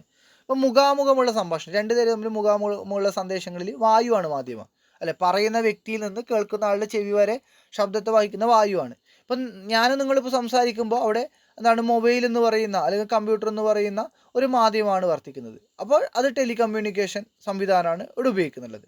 ഇപ്പോൾ മാധ്യമം സന്ദേശം അയച്ചു, അല്ലേ? അപ്പോൾ ഈ സന്ദേശം എന്തായി, പിന്നെ ആശയം ചിഹ്നമായിട്ട് പ്രാപ്യസ്ഥാനത്തേക്ക് സഞ്ചരിക്കുന്നു. ചിഹ്നങ്ങളെ പ്രാപ്യസ്ഥാനത്ത് അതേപടി സ്വീകരിക്കുക ചെയ്താൽ മാത്രം എന്താണ് ആശയം ബോധം ഉണ്ടാവില്ല. ചിഹ്നങ്ങളെത്തി ആ ചിഹ്നങ്ങളെ അതേപോലെ പ്രാപ്യസ്ഥാനത്ത് സ്വീകരിച്ചാൽ അവിടെ ആശയം ഉണ്ടാവില്ല. മറിച്ച് എന്താണ്, ആ സങ്കേതനം ചെയ്യപ്പെട്ട ചിഹ്നങ്ങൾ, അതായത് രൂപഭേദം വരുത്തിയ ആശയ ചിഹ്നങ്ങളെ എന്ത് ചെയ്യണം, വീട് സന്ദേശമാക്കി മാറ്റണം. ഇങ്ങനെ സങ്കേതനം ചെയ്യപ്പെട്ട സങ്കേത ചിഹ്നങ്ങളെ അവയുടെ പൂർവ്വരൂപമായ ആശയമാക്കി മാറ്റുന്നത് വിസങ്കേതനം എന്ന പ്രക്രിയയാണ്. ആ കർമ്മം നിർവഹിക്കുന്ന ഘടകത്തെയാണ് ആദായി എന്ന് പറയുന്നത്. എന്താണ്, വിസങ്കേതനം എന്ന് പറയുന്ന കർമ്മം നിർവഹിക്കുന്ന ഘടകത്തെയാണ് ആദായി എന്ന് പറയുന്നത്. അപ്പോൾ ഒരു ആശയവിനിമയ പ്രക്രിയ എടുത്തു കഴിഞ്ഞാൽ അതിനകത്ത് ഉത്ഭവസ്ഥാനം അഥവാ പ്രേക്ഷകം ഉണ്ടാവും, സഞ്ചാരപഥം ഉണ്ടാവും, ആദായി ഉണ്ടാവും, പ്രാപ്യസ്ഥാനം എന്നിങ്ങനെ 5 ഘടകങ്ങൾ കാണാൻ വേണ്ടി നമുക്ക് സാധിക്കും. ഇപ്പോൾ ഇതിനകത്ത് ഒരു സ്വീകർത്താവ് ആശയവിനിമയ പ്രക്രിയയിൽ സന്ദേശം സ്വീകരിക്കുന്നയാളാണ് സ്വീകർത്താവ് എന്ന് പറയുന്നത്. അപ്പോൾ ലഭിച്ച സന്ദേശത്തിൻ്റെ അർത്ഥം വ്യാഖ്യാനിക്കുന്ന പ്രക്രിയക്ക് ഡീകോഡിംഗ് എന്ന് പറയുന്നു. അപ്പോൾ ലഭിച്ച സന്ദേശത്തെ വ്യാഖ്യാനിക്കുന്നതിലൂടെ പ്രേക്ഷകൻ ഉദ്ദേശിച്ച ആശയം മനസ്സിലാക്കുക. ഡീകോഡ് ചെയ്ത് കഴിഞ്ഞാൽ മാത്രമേ ഉദ്ദേശിച്ച ആശയം മനസ്സിലാക്കാൻ പറ്റൂ. ഇപ്പോൾ ഒരു ഭാഷണ പ്രക്രിയ എടുത്തു കഴിഞ്ഞാൽ ഒരു ഭാഷണ പ്രക്രിയയിൽ സംസാരിക്കുന്ന ആളാണ് ഉത്ഭവസ്ഥാനം, കേൾക്കുന്ന ആൾ പ്രാപ്യസ്ഥാനമാണ്, അന്തരീക്ഷ വായുവാണ് സഞ്ചാരപഥം, അതിനാൽ ആശയത്തെ ശബ്ദബീജികളായിട്ട് മാറ്റണം. ഈ ഒരു കർമ്മം നിർവഹിക്കുന്നത് വക്താവിൻ്റെ ഉച്ചാരണ അവയവങ്ങളാണ്. നാവ് എന്ന് പറയുന്ന ഉച്ചാരണ അവയവമാണ്. നാവ്, ചുണ്ട്, പല്ല് എന്ന് പറയുന്ന ഇതൊക്കെ വരുന്ന ഉച്ചാരണ അവയവങ്ങളാണ് ഈ ഒരു ആശയത്തെ ശബ്ദബീജികളായിട്ട് മാറ്റുന്നുള്ളത്. ഈ ശബ്ദതരംഗങ്ങൾ മാധ്യമമായിട്ടുള്ള അന്തരീക്ഷ വായുവിലൂടെ ശ്രോതാവിൻ്റെ ചെവിയിലേക്ക് എത്തുന്നു. ഈ ശബ്ദ തരംഗങ്ങൾ ശ്രോതാവിൻ്റെ കർണഫലകത്തിൽ തതുല്യമായിട്ടുള്ള പ്രകമ്പനങ്ങൾ ഈ വക്താവ് ഉണ്ടാക്കുന്ന പ്രകമ്പനങ്ങൾ സൃഷ്ടിക്കുന്നു. ഈ ഒരു പ്രകമ്പനങ്ങളിൽ ഈ ശബ്ദബീജികളെ വീണ്ടും ഡീകോഡ് ചെയ്തിട്ട് വീണ്ടും ആശയമായിട്ട് മാറ്റുന്നു. ഇങ്ങനെയാണ് ഒരു വാചിക വൃത്തിയിൽ ആശയവിനിമയ പ്രക്രിയയിലെ എല്ലാ ഘടകങ്ങളും നടക്കുന്നുള്ളത്. ഇപ്പോൾ കഴിഞ്ഞ പരീക്ഷയ്ക്ക് ചോദിച്ചൊരു ചോദ്യമാണ്, എന്താണ് സങ്കേതനം എന്നാൽ എന്താണ്? അപ്പോൾ ഒരു ആശയവിനിമയ പ്രക്രിയയിലെ പ്രധാനപ്പെട്ട ഒരു ഘട്ടമാണ് അല്ലെങ്കിൽ ഒരു ഘടകമാണ് സങ്കേതനം എന്ന് പറയുന്നത്. ഒരു ആശയം ഉണ്ടായിക്കഴിഞ്ഞാൽ, വക്താവിൽ ആശയം രൂപപ്പെട്ട് കഴിഞ്ഞാൽ ആശയത്തെ ശ്രോതാവിലേക്ക് കൈമാറുന്നതിന് വേണ്ടിയിട്ട് ഏതൊരു സന്ദേശം മാധ്യമത്തിലൂടെ കൈമാറ്റം ചെയ്യണം. അപ്പോൾ സന്ദേശം മാധ്യമത്തിലേക്ക് കൈമാറ്റം ചെയ്യുന്നതിന് വേണ്ടിയിട്ട് ഒരു സഞ്ചാരപഥത്തിന് അനുഗുണമായ രീതിയിൽ സന്ദേശത്തെ രൂപപരിണാമം വരുത്തുന്നതിനെയാണ് സങ്കേതനം എന്ന് പറയുന്നത്. ആ കർമ്മത്തിന് അതായത് സങ്കേതനം ചെയ്യുന്നത് ആരാണ്? പ്രേക്ഷകൻ എന്ന് പറയുന്ന ഘടകമാണ് സങ്കേതനം ചെയ്യുന്നത്. വിസങ്കേതനം എന്ന ക്രിയ നിർവഹിക്കുന്നത് ആദായിയാണ്. അത് ഓർത്തു വെക്കുക. സങ്കേതനം ചെയ്യുന്നത് സങ്കേതനം ചെയ്യുന്നത് പ്രേക്ഷകവും വിസങ്കേതനം ചെയ്യുന്നത് ആദായിയാണെന്ന് നമുക്ക് കാണാൻ വേണ്ടി സാധിക്കും. അതുപോലെ തന്നെ 10 മാർക്കിന് ചോദിച്ചൊരു ചോദ്യമാണ് ഭാഷയിലെ ആശയവിനിമയ സാധ്യതയെക്കുറിച്ചുള്ള KM പ്രഭാകര വാര്യരുടെ നിരീക്ഷണങ്ങൾ നിലപാടുകൾ സംഗ്രഹിക്കുക എന്ന് പറയുന്നത്. അപ്പോൾ ആ ചോദ്യത്തിന് ഉത്തരം പറയുകയാണെങ്കിൽ അതിനു മുമ്പ് ഇപ്പോൾ ദൂരശ്രവണി, അതായത് നമ്മൾ ഈ പറഞ്ഞ പോലെ യാന്ത്രികോപകരണങ്ങൾ വഴി ആശയവിനിമയത്തിലും ഈ പറഞ്ഞ ഘടകങ്ങളൊക്കെ അടങ്ങിയിരിക്കും. നമ്മൾ നേരത്തെ പറഞ്ഞ എല്ലാ ഘടകങ്ങളും ഈ പറയുന്ന യാന്ത്രികമായിട്ട് ഉപയോഗിക്കുമ്പോഴും അടങ്ങിയിരിക്കുന്നതെന്ന് കാണാൻ പറ്റും. അവിടെ സന്ദേശ ചിഹ്നങ്ങൾ എന്ന് പറയുന്നത് വൈദ്യുത വീജികളായിരിക്കും. കാറ്റിലൂടെയല്ല പോകുന്നത്, വൈദ്യുത വീജികളായിട്ട് പോകും. പ്രേഷകം, ആദായം എന്നിവയുടെ പ്രവർത്തികൾ നിർവഹിക്കാൻ വേണ്ടി പ്രത്യേക യാന്ത്രിക ഘടകങ്ങൾ ഉണ്ടായിരിക്കും. പ്രേഷകത്തിൻ്റെ കമ്പ്യൂട്ടർ ഉണ്ടാവും, മൊബൈൽ ഉണ്ടാവും, അല്ലെങ്കിൽ ഹെഡ്സെറ്റ് ഉണ്ടാവും, പല കാര്യങ്ങളുണ്ടാവും. അപ്പോൾ ലിഖിത സമ്പ്രദായത്തിൽ ഒരു എഴുതുന്ന കാര്യത്തിലാണെങ്കിൽ ലേഖകൻ എന്ന് പറയുന്നത് ഉത്ഭവ കേന്ദ്രവും എഴുതാൻ ഉപയോഗിക്കുന്ന ഉപകരണം പ്രേഷകമാവുന്നു. ലിപികളായിരിക്കും സങ്കേതനം എന്ന് പറയുന്നത്, സങ്കേതമായിരിക്കും ലിപികൾ. കടലാസിൻ്റെ സ്ഥിരത എന്ന ധർമ്മമാണ് സഞ്ചാരപഥമായിട്ട് മാറുന്നത്. വായിക്കുന്ന ആളുടെ കണ്ണുകളിൽ നിന്ന് തലച്ചോറിലേക്കുള്ള നാഡികൾ ആദായികൾ. വായനക്കാരൻ്റെ കണ്ണുകളിൽ നിന്ന് അല്ലെങ്കിൽ വായിക്കുന്ന ആളിൻ്റെ കണ്ണുകളിൽ നിന്ന് തലച്ചോറിലേക്കുള്ള നാഡികൾ ആദായിയും വായിക്കുന്ന ആൾ പ്രാപ്യസ്ഥാനമായിരിക്കും. ലേഖനത്തിൻ്റെ പ്രശ്നം ലേഖനത്തിൻ്റെ ആശയവിനിമയത്തിന് കാലതാമസം നേരിടുന്നതാണ്. എന്താണ് ഭാഷയിലെ ആശയവിനിമയത്തിനെ കുറിച്ച് പറയുമ്പോൾ ലേഖനത്തിലൂടെയുള്ള ആശയവിനിമയത്തിന് കാലതാമസം നേരിടുന്നു. ഏറ്റവും പെട്ടെന്ന് ആശയവിനിമയം നടക്കുന്നത് നേരിട്ടുള്ള കമ്മ്യൂണിക്കേഷനിലാണ്. 2 വ്യക്തികൾ നേരിട്ട് മുഖാമുഖം സംഭാഷണം നടത്തുമ്പോഴാണ് ഏറ്റവും പെട്ടെന്ന് ആശയവിനിമയം സാധ്യമാകുന്നത്. പിന്നീട് അദ്ദേഹം പറയാണ് ഇപ്പോൾ തീയും പുകയും തമ്മിലുള്ള ബന്ധം കാര്യകാരണ ബന്ധമാണ്, വ്യവസ്ഥാപിതമല്ല. ഇപ്പോൾ ഒരു മരം കണ്ടു കഴിഞ്ഞാൽ ആ മരത്തിന് ഭൂമിക്കടിയിൽ അതിൻ്റെ വേരുണ്ടെന്ന് പറയുന്നത് അവയവ ബന്ധമാണ് പറയുന്നത്. അപ്പോൾ ഈ തീയും പുകയും തമ്മിലുള്ള ബന്ധം വ്യവസ്ഥാപിതമല്ല, മറിച്ച് കാര്യകാരണ ബന്ധമാണ്. ഇപ്പോൾ ഒരു സ്ഥലത്ത് പുക കാണുമ്പോൾ നമ്മൾ പറയുന്നു അവിടെ തീ ഉണ്ടെന്ന് ആരോപിക്കുകയാണ്. അപ്പോൾ ഇതുകൊണ്ട് തന്നെ ഈ സംഭവത്തെ ആശയവിനിമയം എന്ന് വ്യാഖ്യാനിക്കാനാവില്ല. തീയും പുകയും ഉള്ള ബന്ധത്തെ നമുക്ക് ആശയവിനിമയം എന്ന് വ്യാഖ്യാനിക്കാനാവില്ല. അതുപോലെ പ്രഭാതത്തിലെ കോഴി കൂവലും കണ്ണിലെ കലക്കലുമെല്ലാം ആശയവിനിമയം എന്നൊന്നും വിളിക്കാനാവില്ല. പ്രഭാതത്തിൽ കോഴി കൂവുന്നത് രാവിലെ ആയതുകൊണ്ടാണെന്ന് പറയുന്നത്, രാവിലെ ആയതുകൊണ്ടാണ് കോഴി സംസാരിക്കുന്നതെന്ന് പറയുന്നു. അല്ലെങ്കിൽ കണ്ണ് കലങ്ങുന്നത് അതിന് എന്തെങ്കിലും കാരണങ്ങൾ നമ്മൾ പറയുന്നു. അപ്പോൾ ഇതിനൊന്നും നമുക്ക് ആശയവിനിമയത്തിൻ്റെ ഉദാഹരണമായിട്ട് പറയാൻ പറ്റില്ല. മറിച്ചിട്ട് ഭാഷയിലെ ആശയവിനിമയത്തിനെ കുറിച്ച് പറയുമ്പോൾ ഭാഷയെ പല രീതിയിൽ നമുക്ക് അപഗ്രഥിക്കാൻ പറ്റും. സന്ദേശ ചിഹ്നങ്ങളെ മാത്രം ആസ്പദമാക്കിയുള്ള പഠനമാണ് ഭാഷാശാസ്ത്രം അവലംബമാക്കുന്നത്. സങ്കേത ചിഹ്നങ്ങളിൽ അടങ്ങിയ മാത്രകളെ വേർതിരിച്ച് കാണിക്കുകയും അവയെ ഏതെല്ലാം വിധത്തിൽ സംയോജിപ്പിക്കാറുള്ളത് എന്നും വ്യക്തമാക്കിയാണ് ഭാഷാശാസ്ത്ര അപഗ്രഥനത്തിൽ ചെയ്യുന്നതെന്ന് പറയുന്നത്. നമ്മൾ ഈ സ്വനം, സ്വനിമം, ഉപസ്വനം, രൂപിമം, ഇങ്ങനെ ഒരു ഒരു പദത്തിൻ്റെ വിവിധ ഘടകങ്ങൾ, പദമെന്നും വാക്യമെന്നും ദീർഘവാക്യമെന്നും സമസ്ത പദമെന്നും അങ്ങനെ പലതായിട്ട് നമുക്ക് ഇതിനെ എന്ത് ചെയ്യാൻ വേണ്ടി പറ്റും, ഒന്നിനെ വേർതിരിച്ച് കാണിക്കാൻ പറ്റും. അപ്പോൾ ഒരു ഭാഷാശാസ്ത്ര അപഗ്രഥനം നടത്തുന്ന സമയത്ത് അതിനകത്ത് എന്ത് ചെയ്തു, നമ്മൾ ഇതിനെ സ്വനമാത്രകളായിട്ട് വികസിച്ചിട്ട് അത് സ്വനങ്ങൾ, പിന്നെ ഉപസ്വനങ്ങൾ ഉണ്ടാവുന്നു, സ്വനിമങ്ങളാവുന്നു, അവ കൂടിച്ചേർന്നിട്ട് രൂപിമങ്ങളാവുന്നു, പിന്നെ ഉപരൂപിമങ്ങളാവുന്നു, പിന്നീട് പദങ്ങൾ ഉണ്ടാവുന്നു, പ്രകൃതിയും പ്രത്യയവും ഉണ്ടാവുന്നു, വാക്കുകൾ ഉണ്ടാവുന്നു. ഇത്തരത്തിൽ വാക്യഘടനയിൽ ഇണങ്ങിച്ചേരുന്ന വിധം ഭാഷാശാസ്ത്ര പഠനത്തിൽ നിന്ന് മനസ്സിലാക്കാൻ സാധിക്കുന്നതാണ് പറയുന്നത്. അപ്പോൾ പിന്നീട് അദ്ദേഹം ഭാഷാ വിജ്ഞാനത്തിൻ്റെ ലക്ഷ്യത്തെക്കുറിച്ച് പറയുന്നു.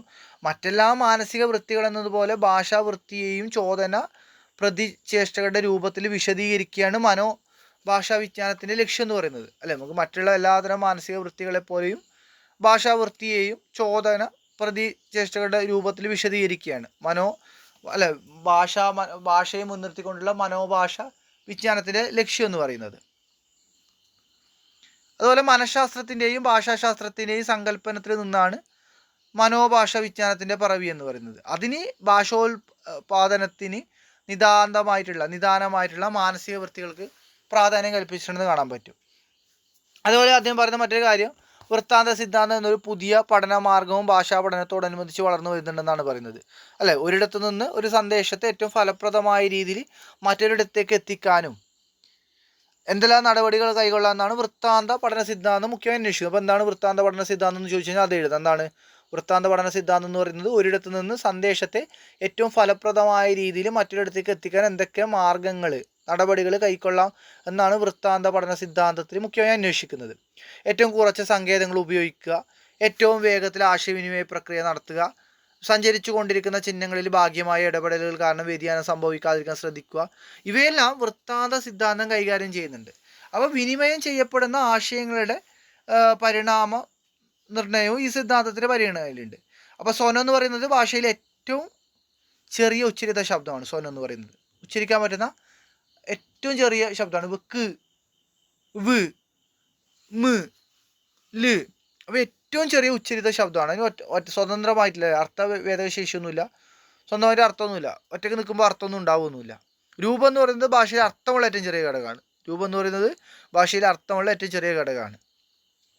അപ്പോൾ അദ്ദേഹം ഇനി ഈ പറയുന്ന ഭാഷയിലെ ആശയവിനിമയ സാധ്യതകളെ കുറിച്ചൊക്കെ പറയുമ്പോൾ ഭാഷ എന്ന് പറയുന്നത്, മനുഷ്യഭാഷ എന്ന് പറയുന്നത് കുറച്ചും കൂടി ആശയവിനിമയത്തിന് ശക്തിയുള്ളതാണെന്നും മറ്റ് മൃഗങ്ങളുടെ ഭാഷയെന്നും ആശയവിനിമയത്തിന്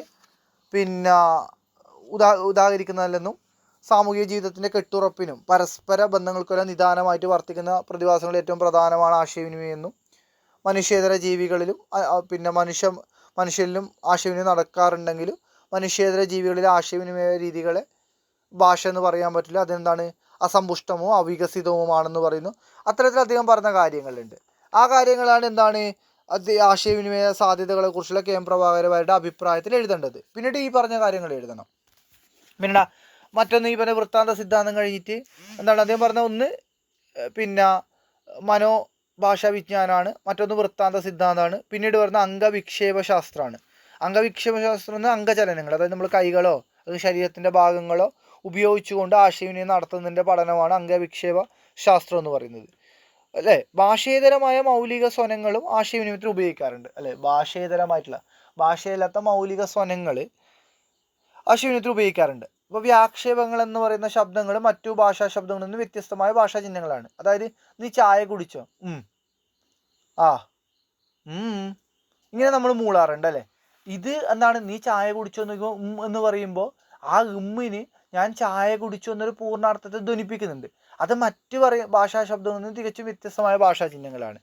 അപ്പോൾ മാതൃഭാഷയെ ഘടനയെക്കുറിച്ച് തന്നെ എന്തെല്ലാം കാര്യങ്ങൾ അറിയാനിരിക്കും എന്ന് ചിന്തിക്കുമ്പോഴാണ് മനുഷ്യ വർഗത്തിൻ്റെ അപൂർവ സിദ്ധിയായിട്ടുള്ള ഭാഷയുള്ള നിഗൂഢതകൾ, സങ്കീർണതകൾ എത്രമാത്രം ഉണ്ടെന്ന് നമുക്ക് ബോധ്യമാകുന്നത്.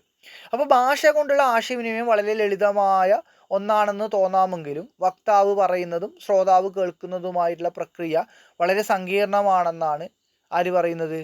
ഇദ്ദേഹം പറയുന്നത്. അപ്പോൾ ഇതിനകത്ത് അദ്ദേഹം പറയുന്ന മറ്റ് ആശയവിനിമയ പഠനത്തിൻ്റെ മറ്റ് നൂതന സാധ്യതകളെ കുറിച്ചിട്ടും ശാഖകളെ കുറിച്ച് പരിചയപ്പെടുത്തും. അതിന് വൃത്താന്ത സിദ്ധാന്തം എന്ന് പറയുന്നു. അതുപോലെ തന്നെ ഭാഷാശാസ്ത്രത്തെക്കുറിച്ച് പറയുന്നു. പിന്നെ മനോഭാഷാ വിജ്ഞാനത്തെക്കുറിച്ച് പറയുന്നുണ്ട്. അംഗവിക്ഷേപ ശാസ്ത്രത്തെക്കുറിച്ച് പറയുന്നുണ്ട്. ഇത്തരത്തിൽ കുറേ കാര്യങ്ങൾ കൂടി ഇതിനകത്ത് സൂചിപ്പിക്കുന്നുണ്ട്. അതും വളരെ പ്രധാനപ്പെട്ടതാണ്. അത് നോക്കുക. ഏറ്റവും പ്രധാനമായിട്ട് നോക്കണം, എന്താണ് സങ്കേതനം, എന്താണ് വിസങ്കേതനം, സങ്കേതനം നിർവഹിക്കുന്നത് ആരാണ്, വിസങ്കേതനം നിർവഹിക്കുന്ന ആരാണ്, അല്ലേ, ഇത്തരം കാര്യങ്ങൾ നോക്കണം. അപ്പോൾ ആശയവിനിമയം എന്ന് പറയുന്ന സങ്കല്പത്തിന് 2 വ്യത്യസ്ത ഘടകങ്ങളുണ്ട്. ആശയം ഉത്ഭവിക്കുന്ന ഘടകവും ആശയം എത്തിച്ചേരുന്ന ഘടകവും. അല്ല, ഒരു ഭാഷണത്തിൽ സംസാരിക്കുന്ന ആളാണ് ഉത്ഭവസ്ഥാനം, കേൾക്കുന്ന ആൾ പ്രാപ്യസ്ഥാനമാണ്. ഉത്ഭവസ്ഥാനത്ത് നിന്ന് സന്ദേശം പ്രാപ്യസ്ഥാനത്ത് എത്തുമ്പോഴാണ് ആശയവിനിമയം നടക്കുന്നത്. അല്ല, സന്ദേശം എന്ന് പറയുന്നത് ഒരു അമൂർത്തമായ പ്രതിഭാസമായതിനാൽ ഉത്ഭവ കേന്ദ്രത്തിനും പ്രാപ്യസ്ഥാനത്തിനും ഇടയിലുള്ള സ്വാഭാവികമോ കൃത്രിമമായ ഏതെങ്കിലും ഒരു മാധ്യമത്തിലൂടെ സഞ്ചരിക്കത്തക്ക വിധത്തിലാണ് സന്ദേശത്തെ രൂപപ്പെടുത്തിയിരിക്കുന്നത്. ഈ ഒരു മാധ്യമത്തെയാണ് നമ്മൾ സഞ്ചാര മാധ്യമം എന്ന് പറയുന്നത്. അല്ല, അന്തരീക്ഷ രണ്ടുപേരും മുഖാമുഖ സംഭാഷണമാണെങ്കിൽ അന്തരീക്ഷ വായുവാണ്, അവിടെ സന്ദേശം ശബ്ദതരംഗങ്ങളായിട്ട് മാറുന്നു. അപ്പോൾ ഇത്തരത്തിൽ ഒരു സഞ്ചാരപഥത്തിന് അനുഗുണമായ രീതിയിൽ രൂപപരിണാമം വരുത്തി കഴിഞ്ഞാൽ മാത്രമേ സന്ദേശത്തെ ഒരിടത്തുനിന്ന് മറ്റൊരിടത്തേക്ക് കൊണ്ടുപോകാൻ പറ്റൂ. അപ്പോൾ അങ്ങനെ സന്ദേശത്തെ രൂപഭേദം വരുത്തുന്നതിനെയാണ് സങ്കേതം എന്ന് പറയുന്നതും ആ കർമ്മത്തിന് ഉത്തരവാദപ്പെട്ടത് പ്രേക്ഷകം എന്ന് പറയുന്നു. അതുപോലെ ആശയത്തിനും ചിഹ്നത്തിനും തമ്മിൽ സ്വാഭാവിക ബന്ധമൊന്നുമില്ലെന്നും അവ തമ്മിലുള്ള ബന്ധം വ്യവസ്ഥാപിതമാണെന്നും പറയുന്നു. അപ്പോൾ സന്ദേശചിഹ്നങ്ങളെ പോലെ സന്ദേശചിഹ്നം ഇവിടെ എത്തി, മാധ്യമത്തിലൂടെ സഞ്ചരിച്ച് ശ്രോതാവിലെത്തി. അപ്പോൾ ശ്രോതാവിലെത്തുന്ന സന്ദേശചിഹ്നങ്ങളെ അവയുടെ പൂർവ്വരൂപമായ ആശയമാക്കി മാറ്റുന്ന പ്രക്രിയയാണ് വിസങ്കേതനം എന്ന് പറയുന്നത്. വിസങ്കേതം നിർവഹിക്കുന്ന ഘടകമാണ് ആദായി എന്ന് പറയുന്നത്. ഇത് ഓർത്തു വെക്കുക. അങ്ങനെ ആശയവിനിമയ പ്രക്രിയയിൽ ഉത്ഭവസ്ഥാനവും പ്രേക്ഷകവും സഞ്ചാരപഥവും ആദായവും പ്രാപ്യസ്ഥാനം എന്നിങ്ങനെ 5 ഘടകങ്ങളെ കുറിച്ച് പറയുന്നത്. എന്താണ് ആശയവിനിമയ പ്രക്രിയയിൽ? ഒന്ന് ഉത്ഭവസ്ഥാനം, ആശയം ഉത്ഭവിക്കുന്ന സ്ഥാനം, പ്രേക്ഷകം, സങ്കേതം ചെയ്യപ്പെടുന്ന പ്രേക്ഷകം, സഞ്ചാരപഥം, പിന്നെ ഈ പറഞ്ഞ വിസങ്കേതം ചെയ്യപ്പെടുന്ന ആദായി, പിന്നെ ഈ പറഞ്ഞ ലക്ഷ്യസ്ഥാനം അഥവാ പ്രാപ്യസ്ഥാനം എന്ന 5 ഘടകങ്ങളെ കുറിച്ച് പറയുന്നു. പിന്നീട് അദ്ദേഹം ഈ പറയുന്ന ഇതിനെക്കുറിച്ച് പറയുന്നു. അതായത് ഈ എസ് എ ടൈപ്പ് ചോദിച്ച ചോദ്യം, അതായത് ഭാഷയിലെ ആശയവിനിമയ സാധ്യതകളെ കുറിച്ചുള്ള കാര്യങ്ങളാണ് പറയുന്നത്. എന്താണ്? മറ്റുള്ള മാനുഷിക വൃത്തികളെയും എന്ന പോലെ ഭാഷാവൃത്തിയെയും ചോദന പ്രതിചേഷ്ടയുടെ രൂപത്തിൽ വിശദീകരിക്കുകയാണ് ഭാഷാ വിജ്ഞാനത്തിൽ ചെയ്യുന്നത്. വൃത്താന്ത സിദ്ധാന്ത പഠനത്തിലാണെങ്കിൽ ഒരിടത്തു നിന്ന് സന്ദേശം ഏറ്റവും ഫലപ്രദമായ രീതിയിൽ മറ്റൊരിടത്തേക്ക് എത്തിക്കാൻ എന്തെല്ലാം നടപടികൾ കൈക്കൊള്ളാമെന്നാണ് അന്വേഷിക്കുന്നത്. അതുപോലെ തന്നെ ഏറ്റവും കുറച്ച് സങ്കേത ചിഹ്നങ്ങൾ ഉപയോഗിക്കുക, ഏറ്റവും വേഗത്തിൽ ആശയവിനിമയ പ്രക്രിയ നടത്തുക, സഞ്ചരിച്ചു കൊണ്ടിരിക്കുന്ന ചിഹ്നങ്ങളിൽ ഭാഗികമായ ഇടപെടലുകൾ കാരണം വ്യതിയാനം സംഭവിക്കാതിരിക്കാൻ ശ്രദ്ധിക്കുക മുതലായ കാര്യങ്ങളെല്ലാം വൃത്താന്ത സിദ്ധാന്തം കൈകാര്യം ചെയ്യുന്നുണ്ട്. അംഗവിക്ഷേപ ശാസ്ത്രത്തിൽ സ്വാഭാവികമായിട്ടും എന്താണ്? അംഗവിക്ഷേപങ്ങൾ മൂലം ആശയവിനിമയം നടത്തുന്നതിനെ കുറിച്ചാണുള്ള പഠനമാണ്. അപ്പം മാതൃഭാഷയെ ഘടനയെക്കുറിച്ച് തന്നെ എന്തെല്ലാം കാര്യങ്ങൾ അറിയാനിരിക്കുന്നുവെന്നും ചിന്തിക്കുമ്പോഴാണ് മനുഷ്യവർഗത്തിൻ്റെ അപൂർവ സിദ്ധിയായിട്ടുള്ള ഭാഷയുടെ നിഗൂഢതയും സങ്കീർണതയും എത്രമാത്രമാണെന്ന് ബോധ്യമാകുന്നുള്ളത്. ഇത്തരത്തിൽ മനുഷ്യഭാഷയുടെ പ്രത്യേകതകൾ ഇപ്പോൾ ഭാഷാശാസ്ത്ര അപഗ്രഥനത്തിൽ എന്താണ് മനുഷ്യഭാഷയുടെ സങ്കേത ചിഹ്നങ്ങളിൽ അടങ്ങിയിരിക്കുന്ന മാത്രകളെ വേർതിരിച്ച് കാണിക്കുകയും അവയുടെ ഏതെല്ലാം വിധത്തിലാണ് അവ സംയോജിപ്പിക്കാറുള്ളതെന്നും വ്യക്തമാക്കുകയും ചെയ്യുന്നുണ്ട്. സ്വനമാത്രകൾ രൂപമാത്രകളായി വികസിച്ചിട്ട് രൂപമാത്രകൾ വാക്യഘടനയിൽ ഇണങ്ങിച്ചേരുന്ന വിധത്തിൽ ഭാഷാശാസ്ത്ര അപഗ്രഥനത്തിൽ നിന്ന് അത് മനസ്സിലാക്കാൻ സാധിക്കും. അല്ലേ? ഇപ്പോൾ തീയും പുകയും തമ്മിലുള്ള ബന്ധം കാര്യകാരണമാണ്, അതുകൊണ്ട് അതിനെ ഭാഷ എന്ന് പറയാൻ പറ്റൂല. ഇത്തരത്തിൽ പിന്നെ ആശയവിനിമയത്തിൻ്റെ പ്രത്യേകതകൾ ഇതൊക്കെ നമുക്ക് ഇതിനകത്ത് കാണാൻ വേണ്ടിയിട്ട് പറ്റും. ഇപ്പോൾ നമുക്ക് ഇതിനകത്ത് തന്ന ഇതേ ചോദ്യം തന്നെയാണ് പരീക്ഷയ്ക്ക് ചോദിച്ചിട്ടുള്ളത്. എന്താണ്? പിന്നെ ഇതിനകത്ത് നമ്മുടെ പാഠപുസ്തകത്തിനകത്ത് നിന്നൊരു ചോദ്യമാണ് എന്താണ്? മനുഷ്യഭാഷയുടെ ആശയവിനിമയ സാധ്യതകളെ ലേഖനം ചൂണ്ടിക്കാണിച്ചിരിക്കുന്നത് എങ്ങനെയാണെന്ന് ചോദിച്ചിട്ടുണ്ട്. അതുതന്നെയാണ് എന്താണ് ഭാഷയിലെ ആശയവിനിമയ സാധ്യതകളെ കുറിച്ച് കെ എം പ്രഭാകരവാര്യരുടെ നിലപാടുകളെ സംഗ്രഹിക്കുക. അല്ലെങ്കിൽ ഇതിനകത്ത് മറ്റൊരു ചോദ്യം ഈ വർഷം ഉണ്ടാകാൻ സാധ്യതയുള്ളത് മനുഷ്യഭാഷയുടെ സവിശേഷതകൾ കെ എം പ്രഭാകരവാര്യരുടെ ലേഖനത്തെ മുൻനിർത്തിക്കൊണ്ട് എഴുതുക എന്ന ചോദ്യം ഉണ്ടാകാൻ സാധ്യതയുണ്ട്. അപ്പോൾ ഇത്തരത്തിലുള്ള ചോദ്യങ്ങൾ വേണം ഈ ഒരു പാഠഭാഗത്ത് നിന്ന് പ്രതീക്ഷിക്കേണ്ടത്. അപ്പോൾ ഇത്തരം പറഞ്ഞ കാര്യങ്ങൾ ആശയവിനിമയത്തിൻ്റെ വ്യത്യസ്ത ഘടകങ്ങളൊക്കെ കൃത്യമായി നോക്കുക. എന്തെങ്കിലും സംശയങ്ങളുണ്ടെങ്കിൽ നിങ്ങൾ ചോദിക്കുക. ഓക്കെ.